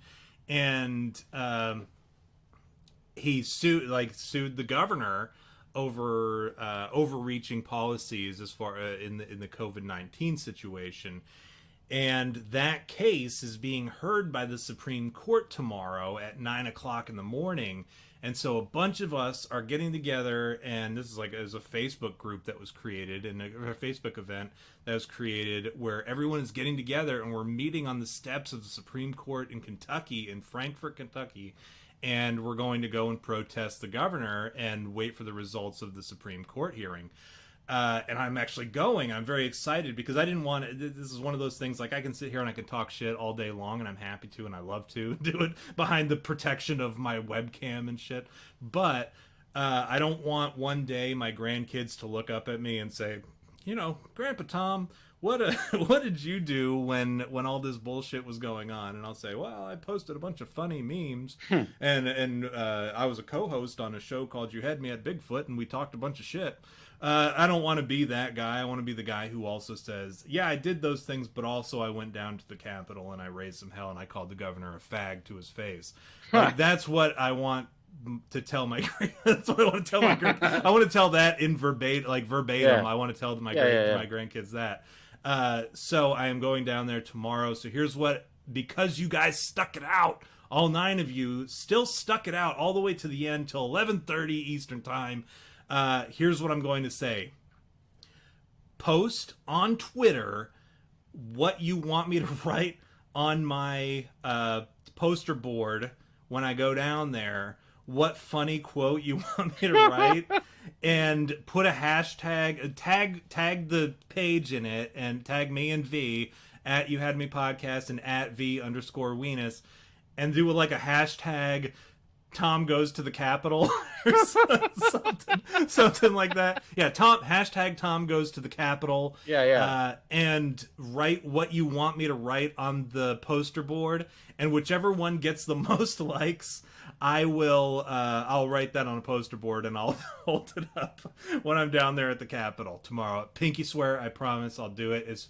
Please try not to get me arrested, but the funnier the better, and whatever you write, I promise you, if it wins, I'll write it. I may have to edit it if I have to put an asterisk or whatever, but I will write it, and because you guys stuck it out, and because you guys have been such loyal fans, and because we love you so much, I will do that. And I won't pull a Dustin, and I hope he's listening because I hate talking about people behind their back. But I won't pull a Dustin and like cop out because I'm supposed to go and read the Sherlock Gnomes script to Bobo or whatever from Finding Bigfoot. But yeah, if you write it and you hashtag Tom Goes to the Capitol and tag me and V in it, I will do it if it gets the most likes. So whatever you got to do to make that happen, do it. Tomorrow morning, I will write it down with a big ass permanent marker, and I'll take it down to the Capitol with me, and I'll hold it up. And thank you guys again. We will see you next week.